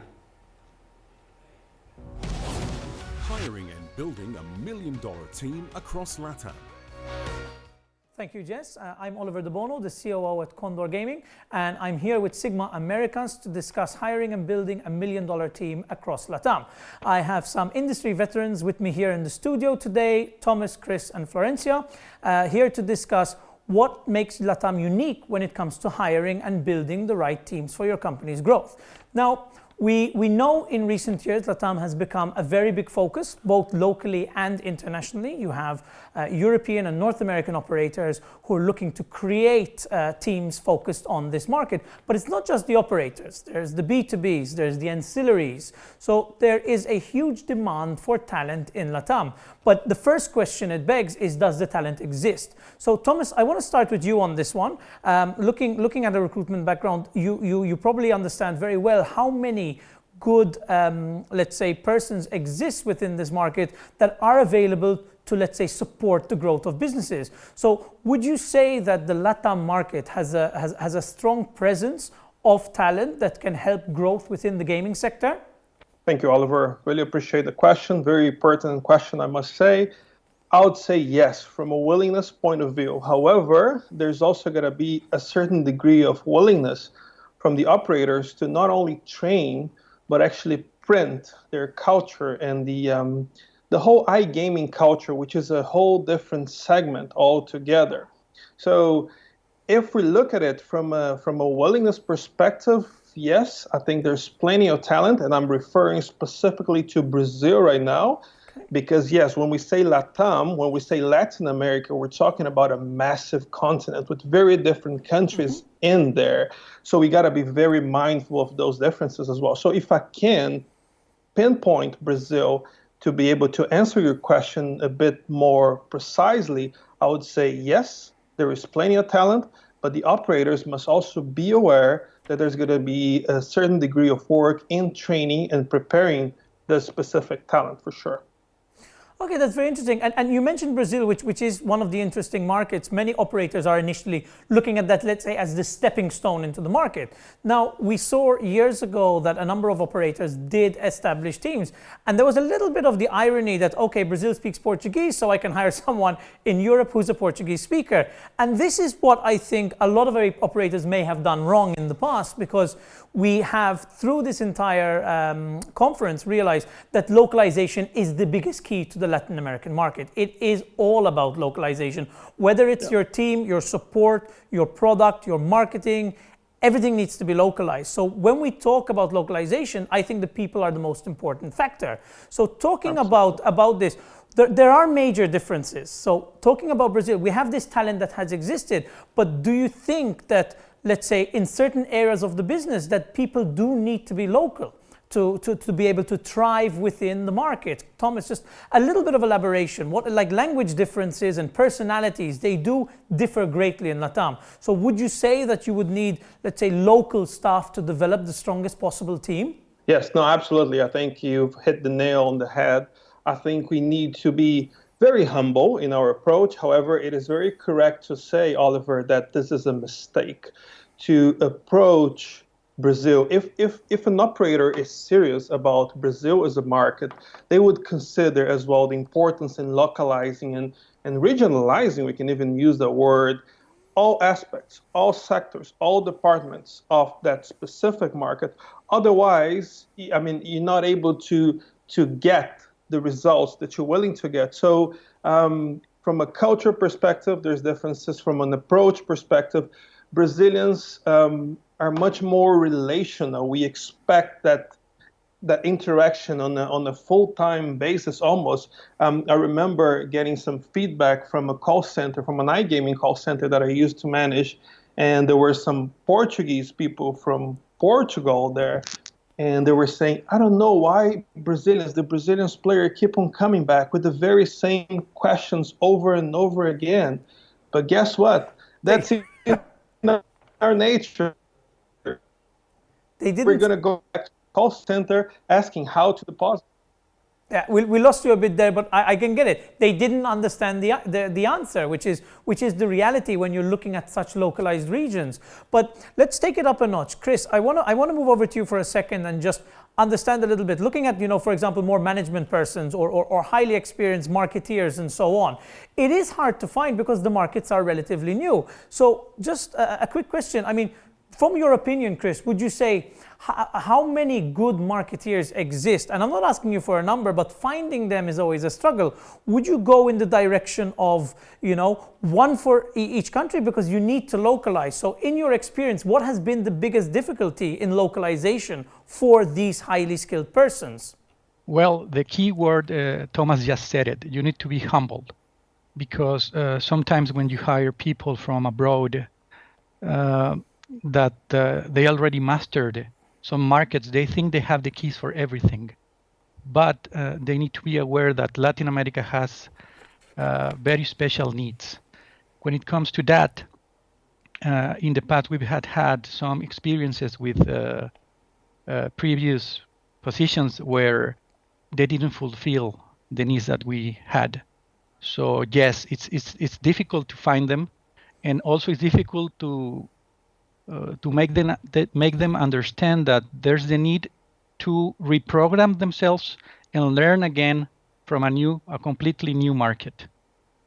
Yeah, that's exactly it, because when it is an evolving market, you're always going to have the age-old question, which I myself have come across. Do you invest in building up the person, or do you invest in the person who's already built up? So this is, let's say, the classical question. Florencia, I want to move over to you a little bit, and obviously looking at your experience as a LATAM country manager, what have you seen as the hardest difficulty in, let's say, developing staff, not just finding them?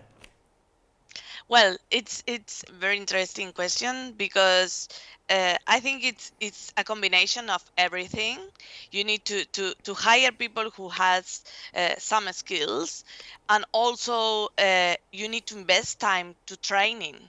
And the key is to keep them, because you train someone and then he is bored, he doesn't like gambling, and he wants to move to other industry, or someone else took it. And this is something that you need to really, if you are a good manager, you need to keep your team motivated. You need to train it every time. And something that that's happened for me in the very beginning. I've been in the industry for many years, and in the very beginning, like I'm talking 12 years ago, was so difficult to have people who can manage the whole LATAM.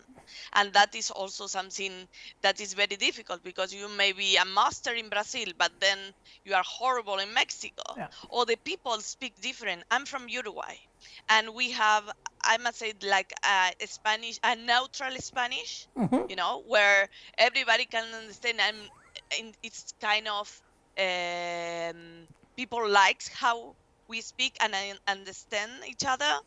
But also, this is very important. We are in the border for Brazil, and a lot of Uruguayans speak Portuguese, a very good one, like almost native.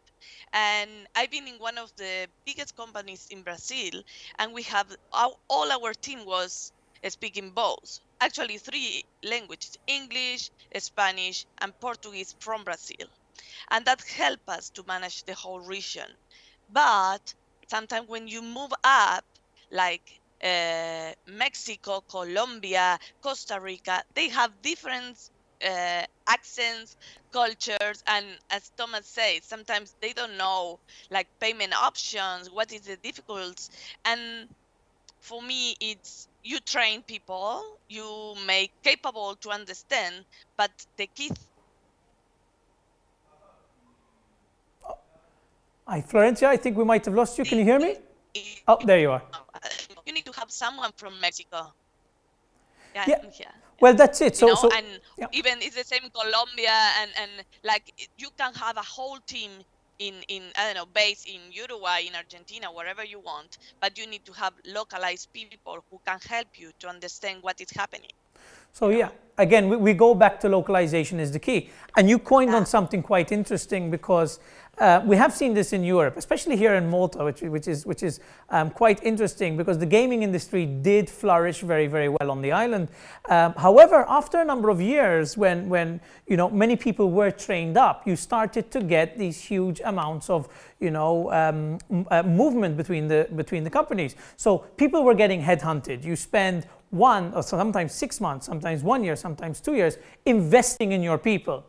And then you lose them because somebody decides to, let's say, offer them a higher salary, probably sometimes better career prospects, because you may be limited for whatever reason, because this person started as a trainee. But Thomas, I want to switch back over to you and maybe go into, let's say, the initial assessment process. I mean, looking at the LATAM market, it is so diverse. You have to localize every market, so we know there is no one person that understands LATAM. It is a case of the company targeting Mexico or Brazil, and then building a team relating to those industries.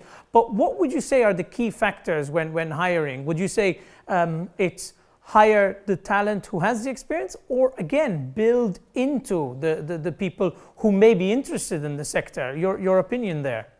Thank you, Oliver. Thank you. And I 100% agree with what Chris and Florencia have said on their specific questions. Now, one thing we need to establish here and be very, very, and stress it very strongly is that there is no such thing as LATAM markets. LATAM is a continent. Latin America is a continent with many countries inside. Even if you look at those countries specifically, you're going to have different nuances, cultural nuances, behavioral nuances. You're going to have economical differences in each of these countries themselves. So we just need to establish here that having a strategy for LATAM means much more than saying that we have a strategy for LATAM as a market. Now, going back to your question there, Oliver, what I think it's really important, even before deciding on how to get down, breaking down the profile of people that you're looking for, is the leadership style of your company. There is something like, there's a lot of material online about transactional and transformational leadership. And this is a very important context that we need to take in considerations. I would be very careful, but I still want to make this statement. Most of Latin American people will not do well with the transactional leadership style. What does that mean? A transactional leadership style is a transaction. You do this, you get that. Simply put. However, in a transformational leadership style, the leader is constantly motivating, pushing, encouraging, going the extra mile in order to get the team, get the synergy for the team. So this is very much needed, and that's where as well it is important to have someone from the countries, and that's where I agree with Florencia as well, managing the specific resources. I think, Oliver, that's a recipe for success, even more than determining if the workforce, if the skill is in the country or not, because all the other skill set, that's trainable. Teaching someone about iGaming is trainable. Yes, a lot of Brazilians don't know, and they won't be able to service an iGaming client as successfully as someone in Spain or someone in Germany. However, that's trainable. That skill comes with time. So if we have the right leadership set on place, leadership skills, I think it's already a very good beginning. Fantastic. And you actually brought something up very interesting, leadership skills. Chris, I want to shift over to you for a second now. We know that hiring a team is only the first step. It's keeping a team that counts. And, we do know that, cultural differences will play a factor on that. But every country or every region does have preferences that, let's say, motivate staff and do retain staff, which is a major issue across the entire gaming industry.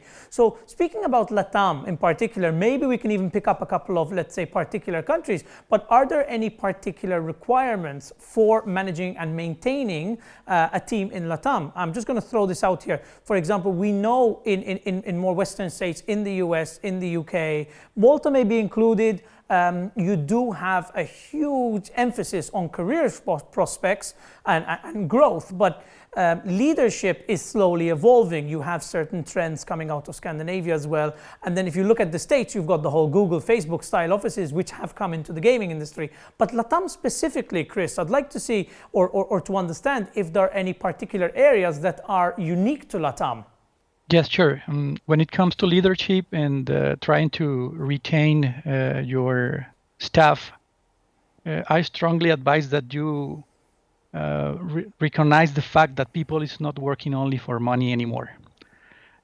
People needs to be challenged. They want to make a difference, and you need to provide the proper environment for that. When it comes to leadership, well, that's a tough question. You need to make sure that your people and your staff is sure that you're making the right decisions and that you will provide them the environment to grow. They will deliver as long as you have a proper plan for that. Okay, it's interesting. So again, one of the key factors for the LATAM market is it is growth and leadership with guidance, which is quite unique because we are looking at this market evolving very quick. And I think the faster this market grows, the more operators, B2Bs and ancillaries are going to start feeling that pinch of good people will get taken away. Florencia, we're running out of time, but I do want to shift over to you for a little bit and talk about, let's say, training and team building. Thomas mentioned earlier that you need to localize. So would you say to build the strongest team, you can have, for example, a central hub in Uruguay, but then you need the individual? How easy is it, however, for people to move around Latin America? Because is it a case that you need to have a team in each country, or can you shift them to a centralized office? What are your thoughts on that? It's very difficult to move people.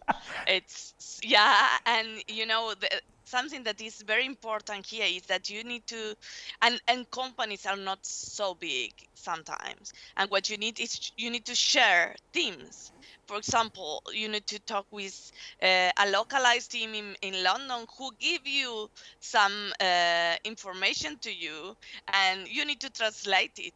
And the key here is you need to have someone who does content very well, who can translate in that way that every Brazilian or every Spanish can understand. And you have people in Malta who can do support. It's like, why? But you have in Malta Brazilian people, you have people from Mexico, you have a lot of people there. And then the globalization is so important. You know, in this case, to be a really good leader, you need to have that skill. You can manage time zones, you can manage people in different countries, and I don't think that you need to have an office in any country in LATAM. You can work from home, especially now with the COVID. We prove that working in that thing, it's not that bad.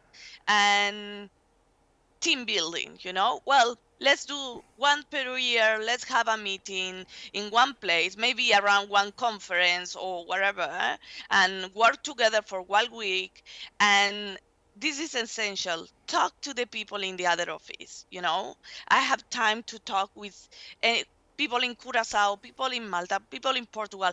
You need to have the time and just to make relationship between them. You know, your team doesn't matter where they're based, they need to be a team and collaborate each other.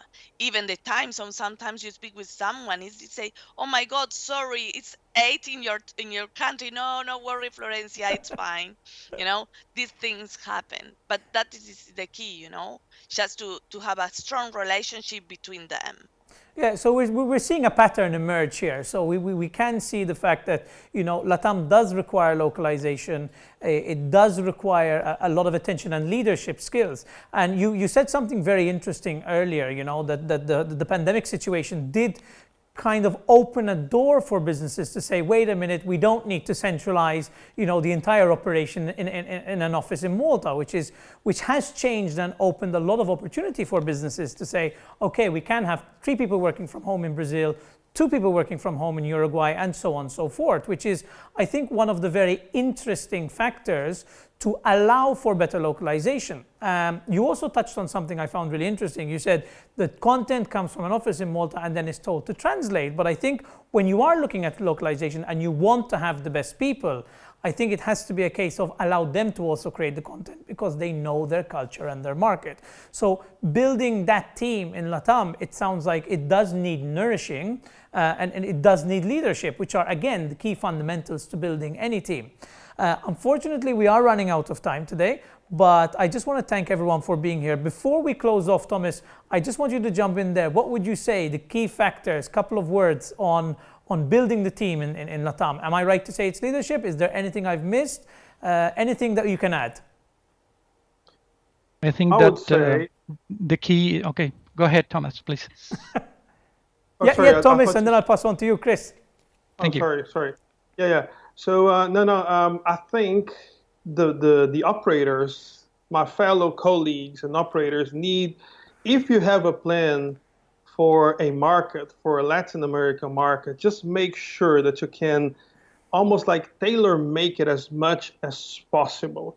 And I say this again with all as humbly as I can, because I mean I want for businesses to succeed. I want for the markets to develop and to grow in maturity. However, if we keep on seeing, and again I say this with all due respect, if we keep on seeing European operators coming into the markets thinking it's one big thing, LATAM is one big market, not necessarily succeeding, and then blaming the market is not necessarily the right way to go. So I would say if a business is serious about Latin America, make sure you have a plan, a marketing plan, a resource plan, a people plan, a digital affiliation plan. Just have a plan, just like you would do for Germany, for France, for Spain. Every country in LATAM is a specific market, so just have that in mind. Exactly. You, just because they speak the same language doesn't make it the same country. Chris, closing words. Yes, for me the key to hiring is having a balance between the people that you hire from abroad and the locals. If you find people abroad that is willing to share their knowledge, then you will have the people locals ready to learn. That's the key for me. Fantastic. Look, guys, thank you very much all for your time. Unfortunately, that's all we have time for. I'd love to continue. It's been great having you on SiGMA Americas, and we hope to speak to you guys again very soon. Thanks, guys. Back to you, Jess. A great discussion, and a huge thank you there to Oliver De Bono for his moderation from Condor Gaming. And now to close the marketing, affiliation and trends panel discussions and sessions, we are very happy to welcome to the platform Ricardo Barrois, President of SiGMA, the international organization for the promotion of the lottery. So take a look and share your thoughts in the comments on Swapcard. Opening speech.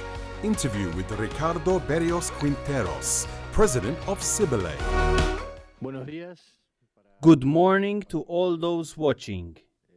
It is a pleasure to be recording this presentation. I am here not only as President of SiGMA, but also as a member of a corporation. I am trying to answer a question that was addressed to me. What is SiGMA and what are its functions in the region? I believe that any corporation is important for the economic activity of the country. We defend institutionalization, and in essence, we are defenders of the connections that exist between the countries, as well as the connections between institutions and organizations that perform the same functions in each different country. The Ibero-American State Lottery Corporation plays a very important role.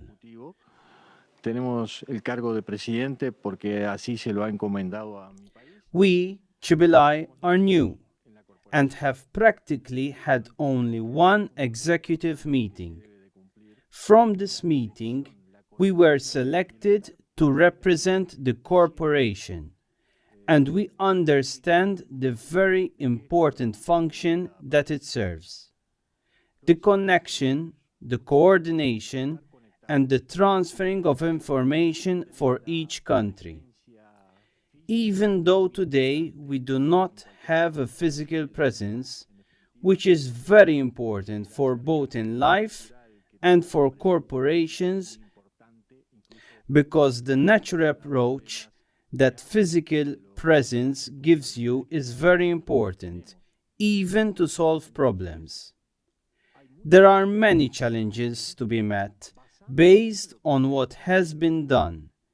And the challenge of the moment is to bring entertainment in the best way.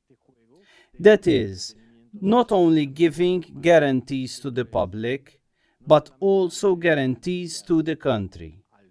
For these challenges, it is very important to be continuously coordinated. It is important to see what is happening. It has a lot to do with it. The world is increasingly connected. Therefore, we have to be more connected to each of the questions that are asked. How do you see Chile and the future of online games in the region? From Uruguay, since the beginning of the 21st century, we have been working on online games. They have undergone great evolution in recent times. We can't. We are part of society. What we do is related to the changes that society is having.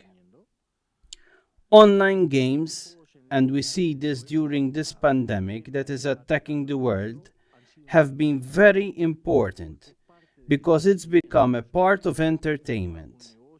It's not only a business that makes the game, but it's part of the entertainment. We are responsible for the state. We have to balance it. That's the intervention of the state. There is a challenge in these games, but also a necessary balance, which is that we must not miss, as has happened in many countries that see much more concern. This is not the case in Uruguay, as what happened with the intervention of online games. I think that the future of online games is something that we have to implement in the best way, and here we have already moved on to an essential element, which is responsible gaming. And I think that we have to balance, seek the development that online games, which has been evolving, and in turn not lose the regulation silos that states should have, seeking a balance between the business itself, entertainment, and responsibility that we do not miss.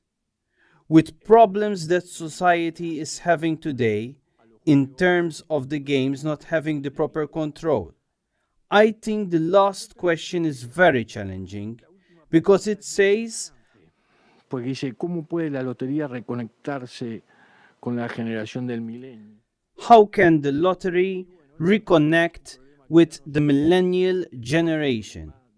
And well, this is a problem that is no longer only of the lottery. It is a problem of society. The generation of today is having other perspectives. We come from a generation that has a very different outlook of the world, and we have to be closer and closer to what the new generations want. And this generation that we, with some years, sometimes find difficult to understand, we have to look for products, and that is why we have to bring them closer to the new generations, which is very different from what we were offering to the other generations. Therefore, I believe that the best thing to do is to help each other, to search through the necessary studies. In what way can society be more connected? I think that a big problem of society today is not only the games, but the break that has been given to us between the generations with some years and the new generations, and this crack that has been seen in society. We believe that we have to look for the right approaches, and this is a challenge not only for the lottery business of entertainment, but it is a problem of society. And of course, entertainment is part of the business, and the lottery is part of society. Therefore, there is a problem and there is a challenge that we have to overcome and try to find the necessary way to live together. That's what it's all about, the best way. De la mejor forma.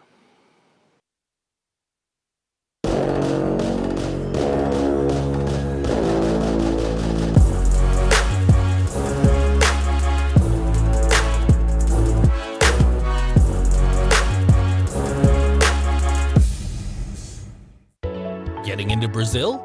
Looking for a name for your brand? Alvivo.com is for sale, with over 3 million organic searches a month, including the keyword Alvivo from Brazil alone. This domain is a perfect fit.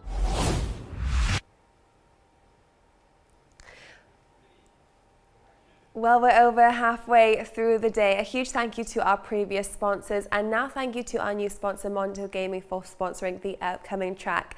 We're acknowledging now the move online within the region, and how is this going to impact the affiliation space? Once again, we'd like to thank Altona, our sponsors of the day, and thank you to all of our delegates for participating on our platform on Swapcard. Marketing, affiliation and junket traffic. Regional pitfalls to avoid. Thanks, Jess. I'm Oliver De Bono, the CEO at Condor Gaming, and I'm here in the studio for SiGMA Americans with Alessandro and Alvaro. And we're here to talk about affiliation marketing and junkets in the Latin American market. We can see that there is major interest in these markets in recent months, and we are here to dive a little bit deeper into figuring out how to navigate these waters. So what we've seen over, let's say, the last couple of years is an influx of interested operators both from Europe and Latin America. But how does one navigate these markets? And what I want to find out today, starting with you, Alessandro, is a bit more information about affiliation in Latin America. We know that there was primarily a land-based market in this region, and we're quickly switching online. There's more and more traffic. It's plus 600 million potential customers, or let's say a total population in the region. But let's talk a little bit about how affiliation is growing. What kind of, let's say, products are attracting the customer? What are the main traffic streams? What can you tell us about affiliation in LATAM right now, Alessandro? Well, thanks for having me here. I'd like to say that it's a great opportunity to see Brazil and Latam on spot, and this is very important for the industry to develop here. And as for the affiliates, we do not have a saturated market, I would say, just like in Europe or elsewhere. We have a pretty much immature market that is being developed, but we have some really decent players, mainly operating under social media, which is still very, very important here in the region, especially in Brazil. And social media, websites, mobile apps coming up, not so much into odds, like odds checker and oddspedia style yet, because it has not developed so much. So it's pretty much an immature market to some extent, but at the same time evolving quite fast. So we're seeing a boost in the traffic, and the numbers are just going up and up.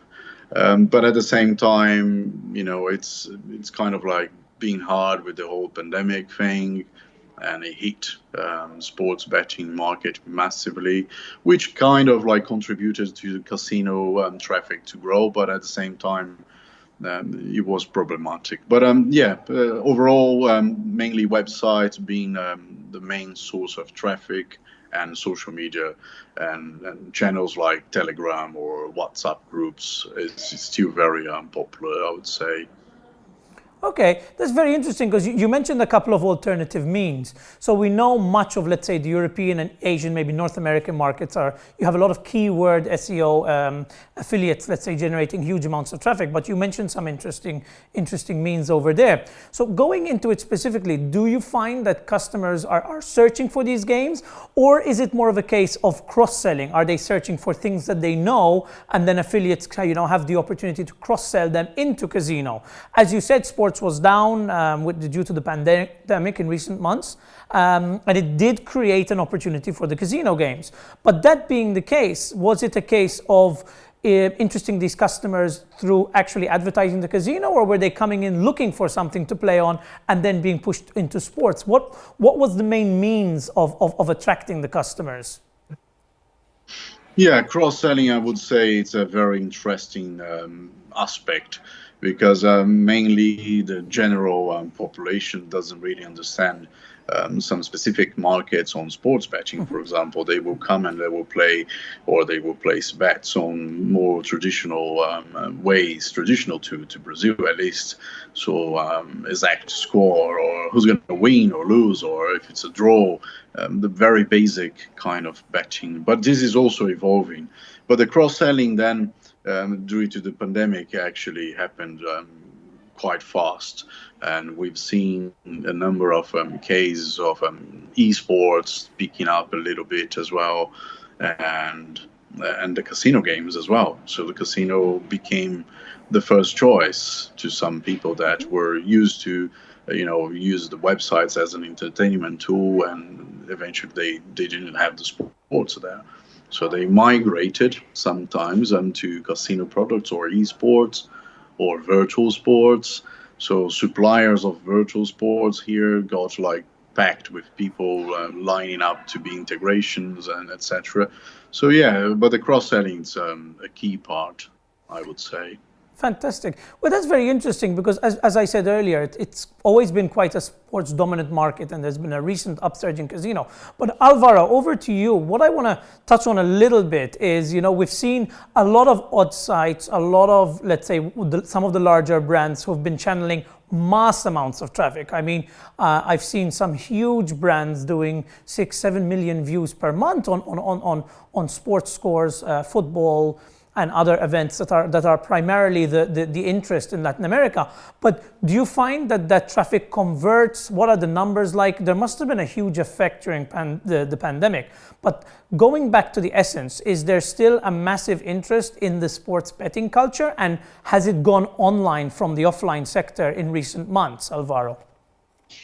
Yes, obviously, because of the pandemic, as Alessandro said, Latin America is mainly land-based, cultural betting. But obviously now with the pandemic, the industry had the challenge of switching to the online. So that switch needed to be faster than before. Obviously, we have seen markets making legal changes as Mexico, Colombia, or even Argentina in their province, some provinces now, and many more will come. Also Brazil, everybody is waiting for Brazil to launch the new regulations in terms of betting.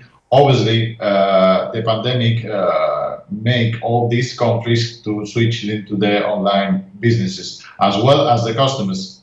Customer used to go to land-based casino to put their money on the shops or the small casinos to make their bets, and now with the pandemic they needed to do that online. So as Alessandro said, it was a bit immature in terms of online gaming, but obviously let's say verticals like esports or casino, they get a peak now of visiting, and especially we saw that in Expedia about the esports. So in the last months, esports has been picking up really, really good, especially because people wanted to see something like sports, and the closest stuff to see or to watch in internet, it was esports. So the esports has been picking up, and I think the pandemic has been good for that, to see which kind of alternatives you can find in terms of the land-based casino when the land-based casino are closed, which is the alternative, obviously, bet online. I mean, that's very interesting. As you said, sports has always been a major driver. You also mentioned very quickly there regulation. Has regulation affected the traffic in any way? Because I think what's happening, and we've discussed this in previous panels, that a lot of customers, when looking for a product, there needs to be an element of trust. And obviously with regulation, companies are allowed to create, let's say, more diverse marketing campaigns. Has this opened up new doors for products like your own to channel more traffic? Obviously, the regulations, as you say, Oliver, is giving the trust to the customers. So obviously, I mean, there are markets who are regulated by themselves, or they have all regulations. So they needed to improve their laws, because obviously the online world has come to stay for longer.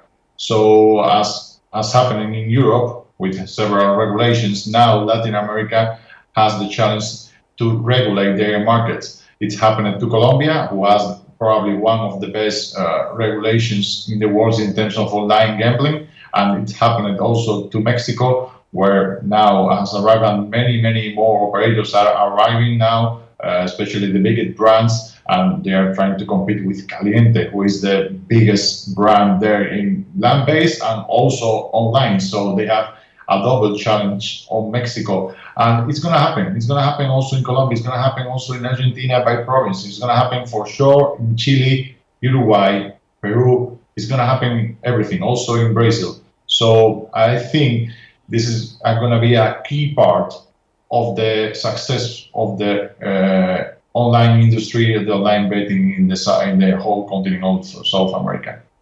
Exactly. I mean, that's what we've been looking at as well as an operator looking at the market from let's say European eyes. We've noticed there are some trends, and you mentioned again on regional differences. And one of the key terms I think that has been thrown around a lot when it comes to the Latin American market is localization. We have seen this across all sectors of the gaming industry. By that, I mean, obviously, you need to localize your payments, your product. But what about affiliation? So, Alessandro, you mentioned Brazil earlier. We know that this market has a keen interest in the video bingo market, not only video bingo, but many products. But this seems to be one of the major leading products in Brazil. How does that affect affiliation? Are you guys picking up on those keyword searches to allow for more cross-selling? Or is this, let's say, the primary game that you can use to funnel the customer to the operator? Yeah, again, the cross-selling thing. And we see lots of people coming looking for video bingo. I used to work for some operators, and I do consultancy for a few. Over time, we see that as a funnel, actually, as well said by yourself. So, the players are more used to that, and they will come to the website or to our affiliate websites looking for video bingos or the traditional slot machines, the very old style slot machines, and eventually they will go and try something new and evolve to a player that will understand how a net-end game works. But primarily, I would say they will come straight away looking for video bingos, and then eventually some might actually stay there forever. They just like it. They find it familiar enough to stay and play that kind of game. But then sometimes they just cross-sell to sports and etc. So, but it's a very important kind of game that if you want to break into Brazil, you must have it. Okay, that's very interesting, because so we're talking about the products, and I think products do make a difference. We understand that in Latin America, familiarity is everything, trust is everything. I think a customer needs to know the product that they are looking for to be funneled into the system that they can later be cross-sold. But going into, let's say, a little bit more about the means of affiliation, you said in the beginning of this conversation that it's a non-saturated market. That's quite interesting, because obviously that leaves quite a lot of room to, let's say, dominate certain keywords in those searches. So talking about keywords, we know that obviously Google is turning against the PBNs of this world. So obviously the content is going to count even more. What can we expect, let's say, regionally? So Brazil is video bingo, but what do we expect out of Colombia and Peru and Argentina? Three of the other large markets coming out in LATAM. What separates them? If it's video bingo in Brazil, what is it in the other three states? Or is it more generic, or is sports still let's say, the turning point there? Well, sports is very, very important, but I would say if you understand that the major population would prefer to use graphically,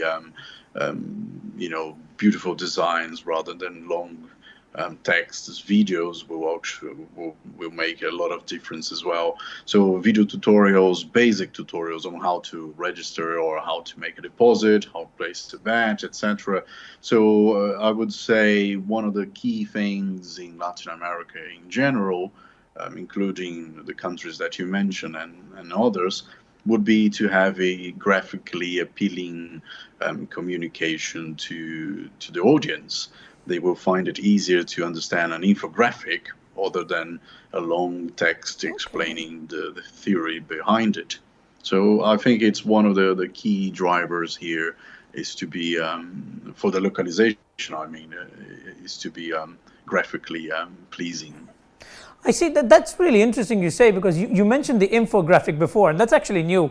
That's the first time I've heard it, but it does make sense because you're looking at a population that is, let's say, used to the land-based model where you can walk in with X amount of pesos and you can say, okay, I want to bet on this game, and the teller at the shop does it for you. So this population is now getting used to doing this online. So I suppose the infographic makes it really, really helpful, because you are approaching a very large market that is, let's say, not as familiar to the online gaming sector as, let's say, the European market.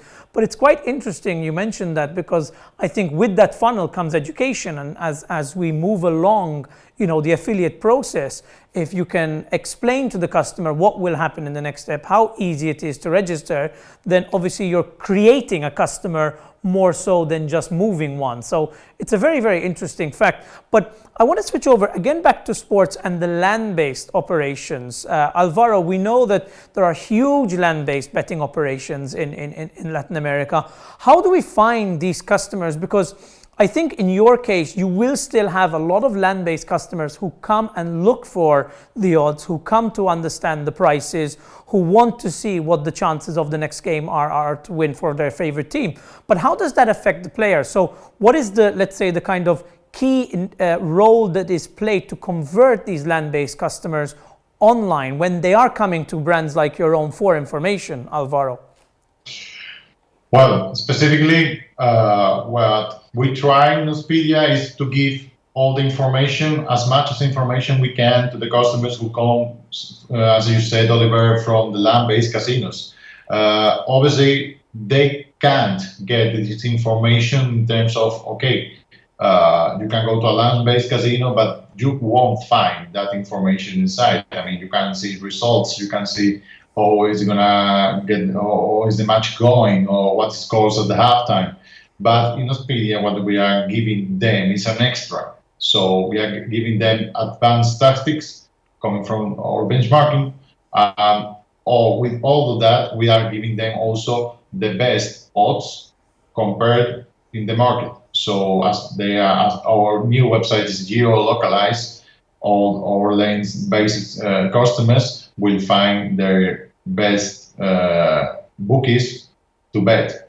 So as you probably said, and Alessandro said as well, our customers are coming from land-based. What we are giving them, a part of the data they can get in the land-based casino, is giving them, we are trying to teach them, because obviously, as my experience said, all the Latin America, or the most of the Latin American customers are going specifically to land-based casino, but they don't know, or they have problems in terms of how they can get a deposit, how they can get a bonus, how they can get a rollover. So as Alessandro said, obviously, we need to explain them in a good mood, because obviously, let's say in text, let's say in video tutorials, let's say in infographic, how they can do that.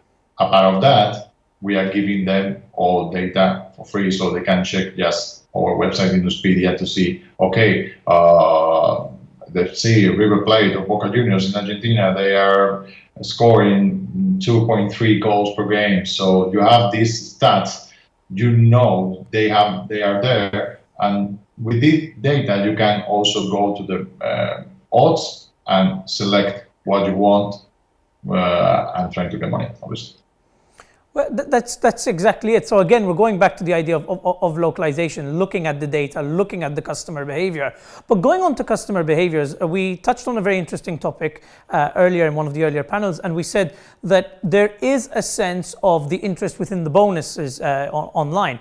And we have noticed, for example, in the European market, bonuses have become very cutthroat in a way where you really have to have the best to attract the customer. So Alessandro, back to you. Looking at casino bonuses, for example, do they really define the Latin American market? Because when you see in European offers, you have 200%, 250%, up to huge deposit amounts now to maintain a customer base.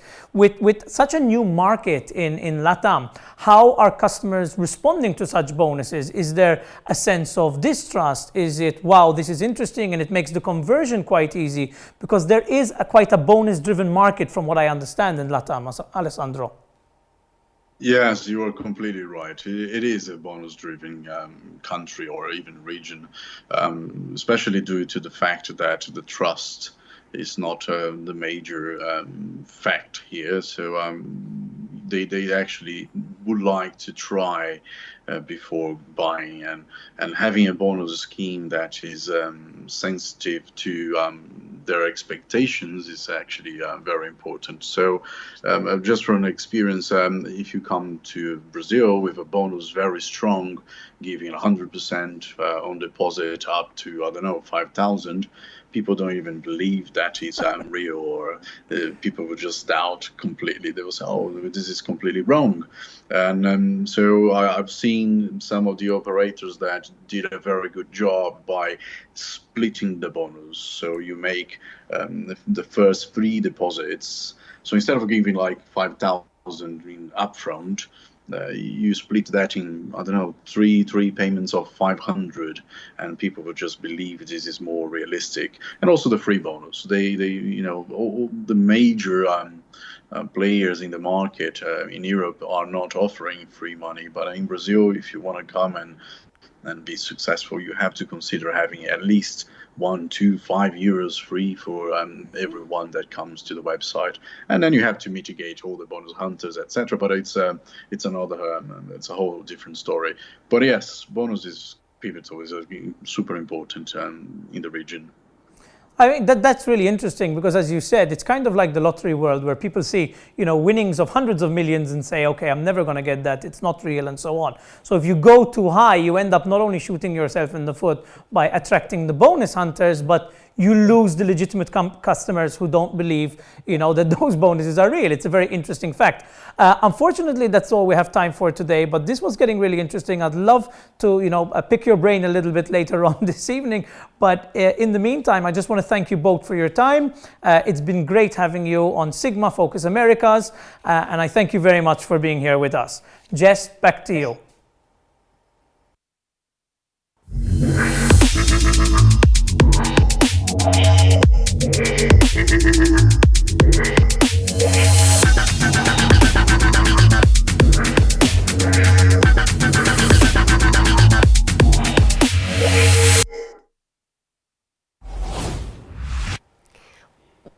Well, a huge thank you to Oliver there for his moderation. Now, we do have another panel coming up, but just before we do, we'd like to introduce you all to another poll to participate in. We're asking all of you, our delegates, which is the best way to market a product across the Americas? Share your thoughts with us. Muito obrigado pela interação. Qual a melhor forma de comercializar produto na América Latina? And also from 6 p.m. CET, we do have our poker tournament in-house on Swapcard for you all to participate in, and it's set to be a very interesting game lasting 2 hours. Junta-se a nós no Swapcard no torneio da poker, patrocinado pela EvenBet, para jogar contra a SiGMA Squad. SiGMA Squad will also be participating. You're going to be playing as well, Hamza. Of course, definitely. 500 euros is up for grant as well, with Amazon vouchers. Now are set to introduce our next panel for you. This topic I'm really excited to bring to you. It's the social media giant that needs no introduction. Let's take a look at how to make betting on social media.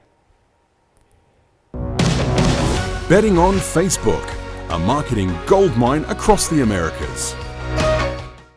Thank you, Jess, and welcome back to another panel.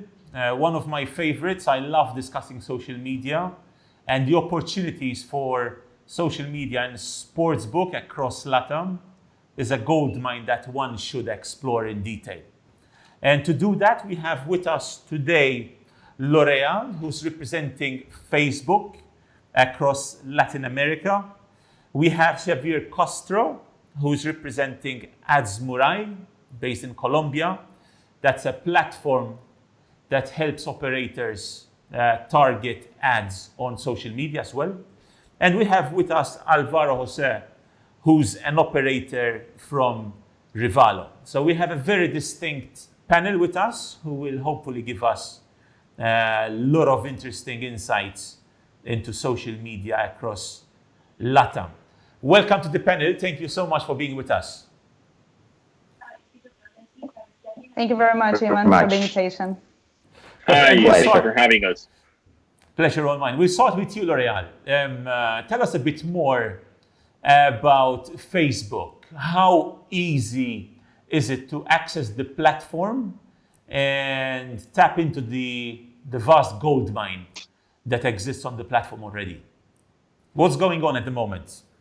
Yeah, sure. So I'm business development lead for the whole Americas region, focusing a lot on Latin America, regulated countries. So basically, Facebook allows operators to target consumers in our platforms before going through an onboarding process and being approved by our legal team and our policy team. So for regulated markets and approved operators, there is a lot of possibilities and opportunities to reach the right audience with our platforms. Understood. So it's strictly in regulated markets and it's strictly for licensed operators. Those operators need to have the license from that specific jurisdiction in order to target players on Facebook. And Javier, tell us more about Ads Murai. So as a software platform, what do you do exactly? How do you fit in the formula? Well, mainly what we do is we do help advertisers to reach the right audience, no? And Facebook and Instagram are very good platforms to advertise. I mean, Latin America, they are growing very, very fast in the recent years. So we help them to understand how they could reach the right audience, and also to generate like different advertising goals. No, for instance, if you are a new brand in any market, then you could start by doing branding goals. No, but then you could use those platforms to start increasing your traffic to your website or to your apps. But then you also could run advertising campaigns to increase the loyalty of the users. So what we do is to help them with the strategy, and then with technology to reach these goals. That's mainly what we do. We are Facebook partners, and we know very, very well how the platform works and how the users interact with the platform. Okay, so you're an approved Facebook partner, you're saying. You also mentioned Instagram, which is essentially the sister of Facebook. They're part of the same platform.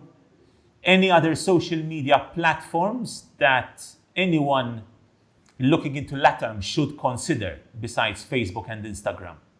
What's hot in LATAM? Well, besides from Facebook, Instagram, well, there's also Messenger and WhatsApp, which are also part of the same group. Family. Do you guys work with other platforms using the software, or do you? But also Twitter. Twitter, it's mainly in sports. It's a very good platform also.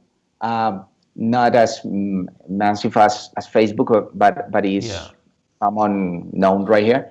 And well, TikTok is like getting in a hype recently, but I don't think it's right now a right platform to run ads for betting campaigns. No, so from my point of view, Facebook and Instagram, like there's a lot of people right there interacting and using the platform. So it's a very good platform for the strategy. Okay, and well, and Javier mentioned something. He mentioned TikTok. Now we understand TikTok is predominantly teens and a younger audience, which is not necessarily appealing to the gambling market because of restrictions. However, I mean, these teens will soon be 18, will soon be 21. So do operators think ahead and look into TikTok from as early as now, knowing that in a couple of years' time, the new generation coming into gambling is heavily present on TikTok, probably even more than other social media? I think from an operator perspective, we don't look at it right now. We have to be very careful into which platforms we advertise, specifically because of the age restrictions, responsible gaming guidelines.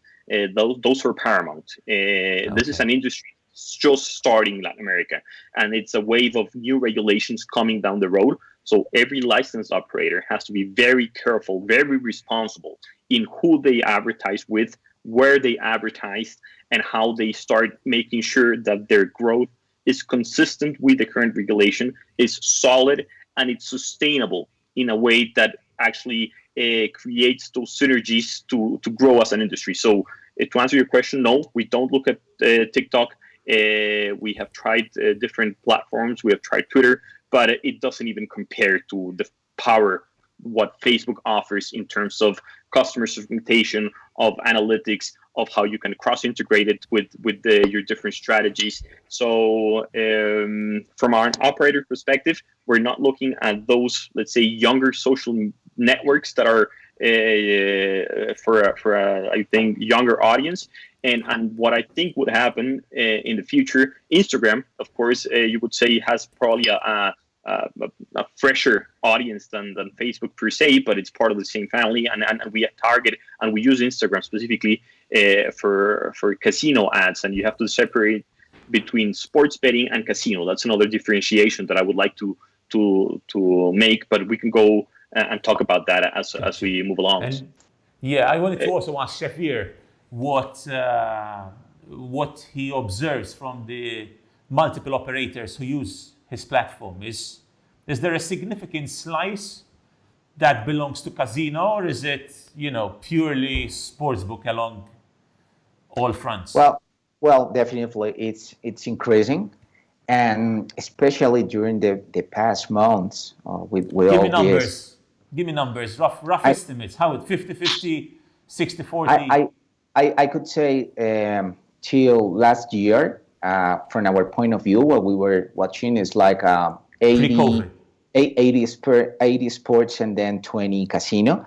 But then during these years, when sports were temporarily over, casino were increasing a lot, no? So right now it's like 60-40, more or less. That's a really significant leap for casino. And what's your gut feeling?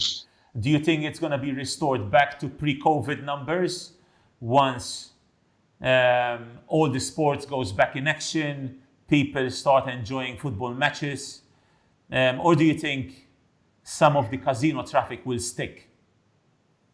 Well, from our point of view, what we were listening from our clients and brands, it's that probably this percentage will still be like this, like 60-40.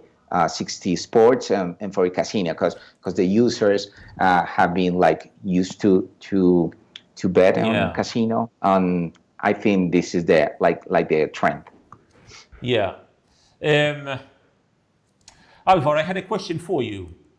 Yes.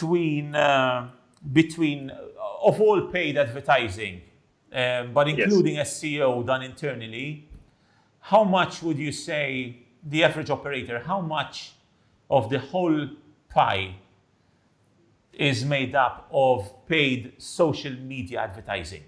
So of all traffic, how much of that is reliant on social media? Of all traffic or of all money spent? Give me both. I'm interested in actually both. Okay. How much of it is spent, and then how much of it is social media? Okay, so I would say from our perspective, because I don't have like industry-wise numbers, we started with sports betting in Colombia. Our license only allowed for sports betting, so all of our advertisement was geared through sports betting, and we had a marketing mix that comprised, I would say, of roughly 40% traditional ATL advertisement, which is TV ads and radio, and 60% digital. And from that 60% digital, you had search and you had Facebook, basically. Those were the two platforms where we spent our advertising dollars. Okay, so it's all spent. So the most part is digital. From our perspective, we like to keep most of our advertisement on the digital net platforms. And then we launched Casino in February. And what happened is that we noticed that Facebook outperformed the customers that we acquired through Facebook, had a lower customer acquisition cost when we were targeting casino than when we were targeting sports. So we switched. We started reallocating our dollars more into the casino acquisition and keeping sports on search. And one of the really interesting things that happened is that we were able to achieve a better performance, lower customer acquisition costs, and target specific customers that had a higher lifetime value. So one of the good things that happened is that with the tools that you have for customer segmentation, for retargeting, for uploading similar audiences into Facebook, you can really go into the detail of who you're targeting. And this business is not, it has a tricky part. Exactly. One thing is our volumes of people that you can sign up, but the real key is the value of the players that you sign up. Not everyone is as valuable. You need to try to reach valuable customers to eventually go to VIP customers, and that the tools that Facebook gives you to build similar audiences, those are great. You cannot find those anywhere else. So yes, that's specific micro segmentation, be it by gender, age, interest groups, a location.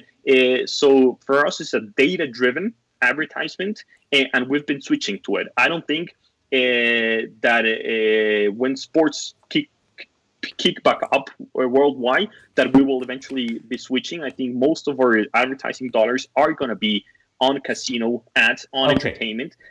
And at least on Facebook, because we see the best performance over there. Hopefully, we will eventually have more tools. I know Facebook has done some live streaming of sports, and they are really moving into that part of the sporting world with streaming of the. For example, we had the final of the Copa Libertadores, which was live stream on Facebook. So people are starting to see more live sports on the Facebook platform, and that will help drive out the advertising for that segment in the near future. But for now, we're seeing it heavily focused on casino games, and I think with us, that's at least going to stay for the near-term future. Very interesting. You mentioned another keyword, which was part of my questions, the future. And I'd like to sum up with one last comment from each. Talking about foresight, what are you foreseeing in the nearby future? What are the hot trends that are enriching the gaming industry? Whether it's mobile, more mobile use, more sponsorship going on social platforms. Give us some of your insights. Maybe we'll start with you, L'Oreal. Yes, sure. So as I already mentioned, I see the broadcasting of soccer events and other sports events as a huge trend.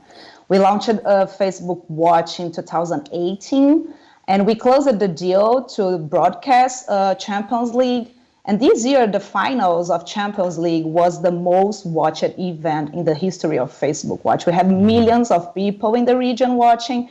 So I see this behavior changing, not only television being the main channel for these type of events, and I don't see the streaming this type of transmissions as only a streaming platform. I see it as a way of fans to connect with other fans, share, comment, interact during the live matches, you know. This is something that is a current trend that I think it will grow.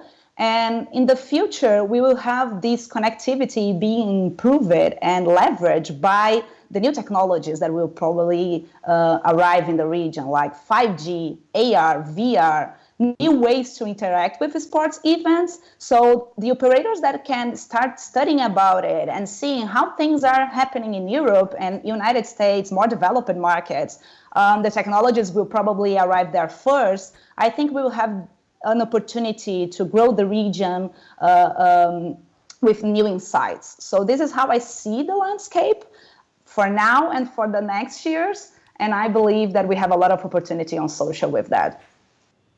Splendid. Xavier, give us your foresight. Yeah, well, I'm very aligned with what Lorelai has told us before.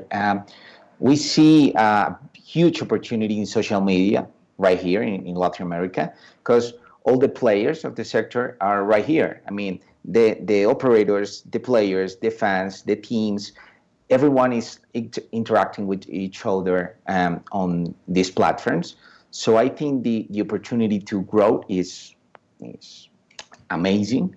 And I see also a very good opportunity on, for instance, Facebook groups, because there's a lot of people like not only chatting about the match that they are watching on TV or Facebook, but also they are increasingly becoming famous by themselves, no? Because the best player about betting and all this, so they are also becoming like influencers. So there's also a very nice trend on social media that I think is a very huge opportunity for operators, brands, and everyone that is not only on sports but also on casino. So yeah, I think that the future is very positive. Extremely interesting. Thank you, Xavier. Alvaro, final remarks. Well, yes, from an operator perspective, I think near term, what you're going to start seeing is a live streaming of, let's say, casino players as we have in Europe.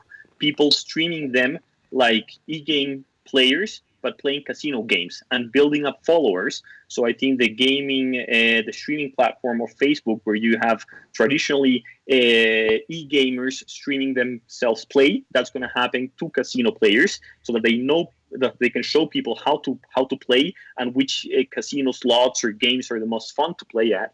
I think that's something that we'll start seeing fairly soon. What I would like to see is a little bit of more horizontal integration. For example, WhatsApp. WhatsApp is huge in the region. We would like to see WhatsApp integrated to Facebook and use WhatsApp bots to eventually place bets by WhatsApp via WhatsApp, when you can actually just via sending a text message and you're integrated with an operator, you can actually place the bet just by sending a chat through WhatsApp. So I think the key here would be I see Lorea taking notes. Yeah, let's send this for the product team. Yes, one of the things that really it's key for us, it's the innovation and how we can, most of it, we'll look at it from a marketing perspective. But for us as an operator, it's key to work with the technology department to see how technology insights, ideas come about with innovation, so that we can do this sort of integrations, cross-platform integrations that really drive the value of the players, the analytics. So I think one of the things that we have to work on as operators and as providers for operators, be it a platform or being a media agency, is going deeper. Not only staying at the execution level of marketing budgets and marketing performance, but going a step further and looking into technological integrations. And that thing, I think that's key. For the future, what I would see and what's most likely going to happen is that when Lorelai is saying the rollout of 5G, which always lags behind in Colombia or in Latin America as a whole, eventually that will jumpstart another phase of watching live sports. And we definitely see a future when people go into the stadium, they just put a couple of glasses on and they have augmented reality. They connect with friends and they see right there on their glasses the quotas, the odds, and they can place a bet with voice command. They might be watching a football game, a game of basketball. And that's I'm talking about not even 10 years. I think this is going to start. We start going to be seeing this in 5 years in the most developed markets, where you have the data feed integrated, you have the social media platform right there. You see what your friends are betting on. You see the odds changing real time, and just by using voice commands, you can either place the bet or interact in a way that has not been seen for now. So the future is very exciting in what's happening, and I think Latin America always comes sort of late to the party, but it brings the swing. It brings really the way to move things forward at a pace that has not been seen anywhere else. So we have technological challenges, but there are great creative people, innovative people in the region. The things that we're doing with Rappi right now are going to be really something to talk about. I think for the industry as a whole, and that will showcase a huge explosion once countries start regulating themselves, and this is going to happen really, really fast. Yeah, extremely exciting times. I mean, until a few years ago, the situation was much, much different, but it's so exciting to see states across Latin America regulating the space, to see great platforms like Facebook embracing the vertical and allowing regulated markets and regulated casinos and operators to come in the space. So I couldn't agree more. The future is very, very bright for the industry, and specifically for social media as being the holy grail to connect this vast market to operators. Once again, Xavier, Lorea, Alvaro, thank you so much for being with us. Jess and Hamza, back to you. A great panel discussion there. A huge thank you to Facebook for their participation in SiGMA Americas, and SiGMA's very own Airman Police for moderating the panel. A great discussion and some great interaction that we're having from all of our delegates on our swap card platform. Now it's time to see what's up next.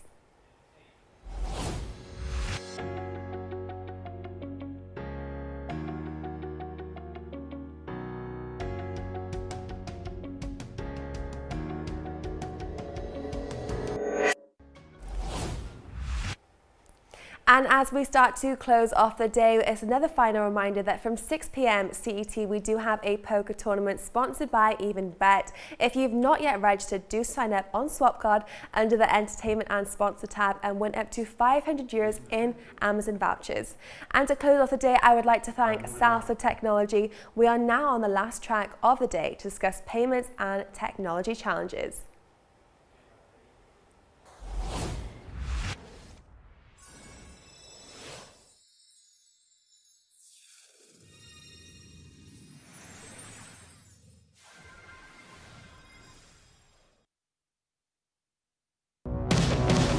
The payment sector, addressing one of the gaming industry's primary challenges in LATAM.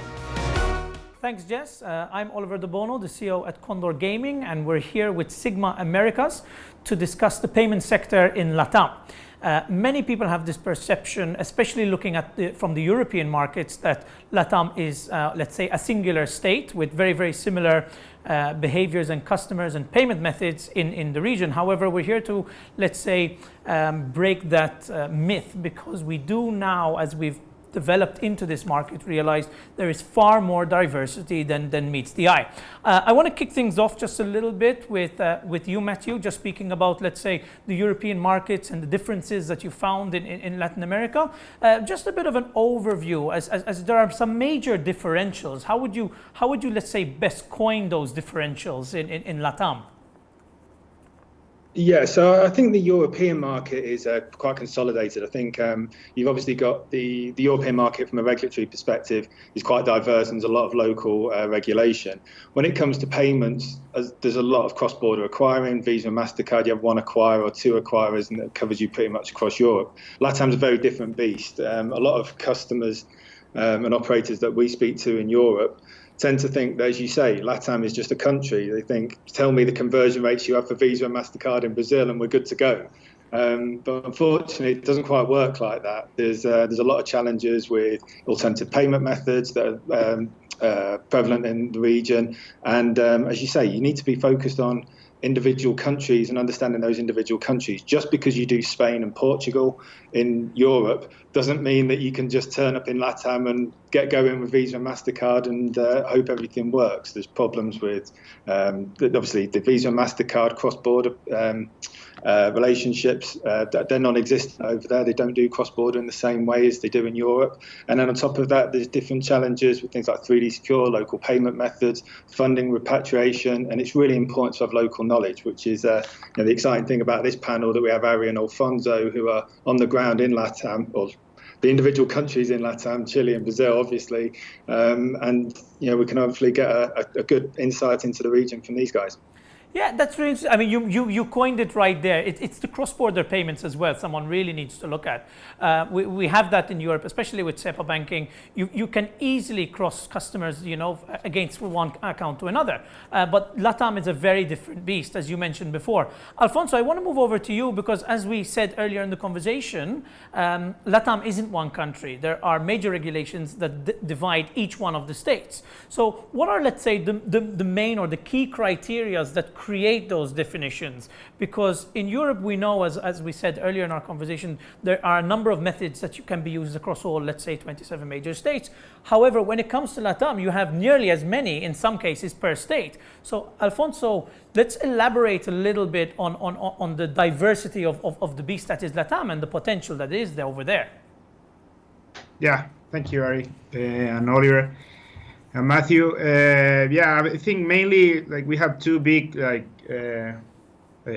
sides here. So one is the perception and preferences that people in different countries has about online payments, and then we have the different regulation scenarios. So, for example, I don't know, in Peru, it's completely a cash market. People favor cash or pago efectivo. In Brazil, I think Ari can explain us later more about boletos, which is the main one. And Chile is a little bit closer to credit cards, such as maybe more similar to Europe, and I think Argentina as well. And then we have the regulation, which in Chile, for example, we don't have any regulation, and international operators can come in, or Ecuador, for example, is completely forbidden and illegal. And then Argentina, you have a kind of a weird scenario right now, which is legal in some provinces of Argentina, but the online companies can only operate in those states, and now also the states want to take some taxes from the online casinos.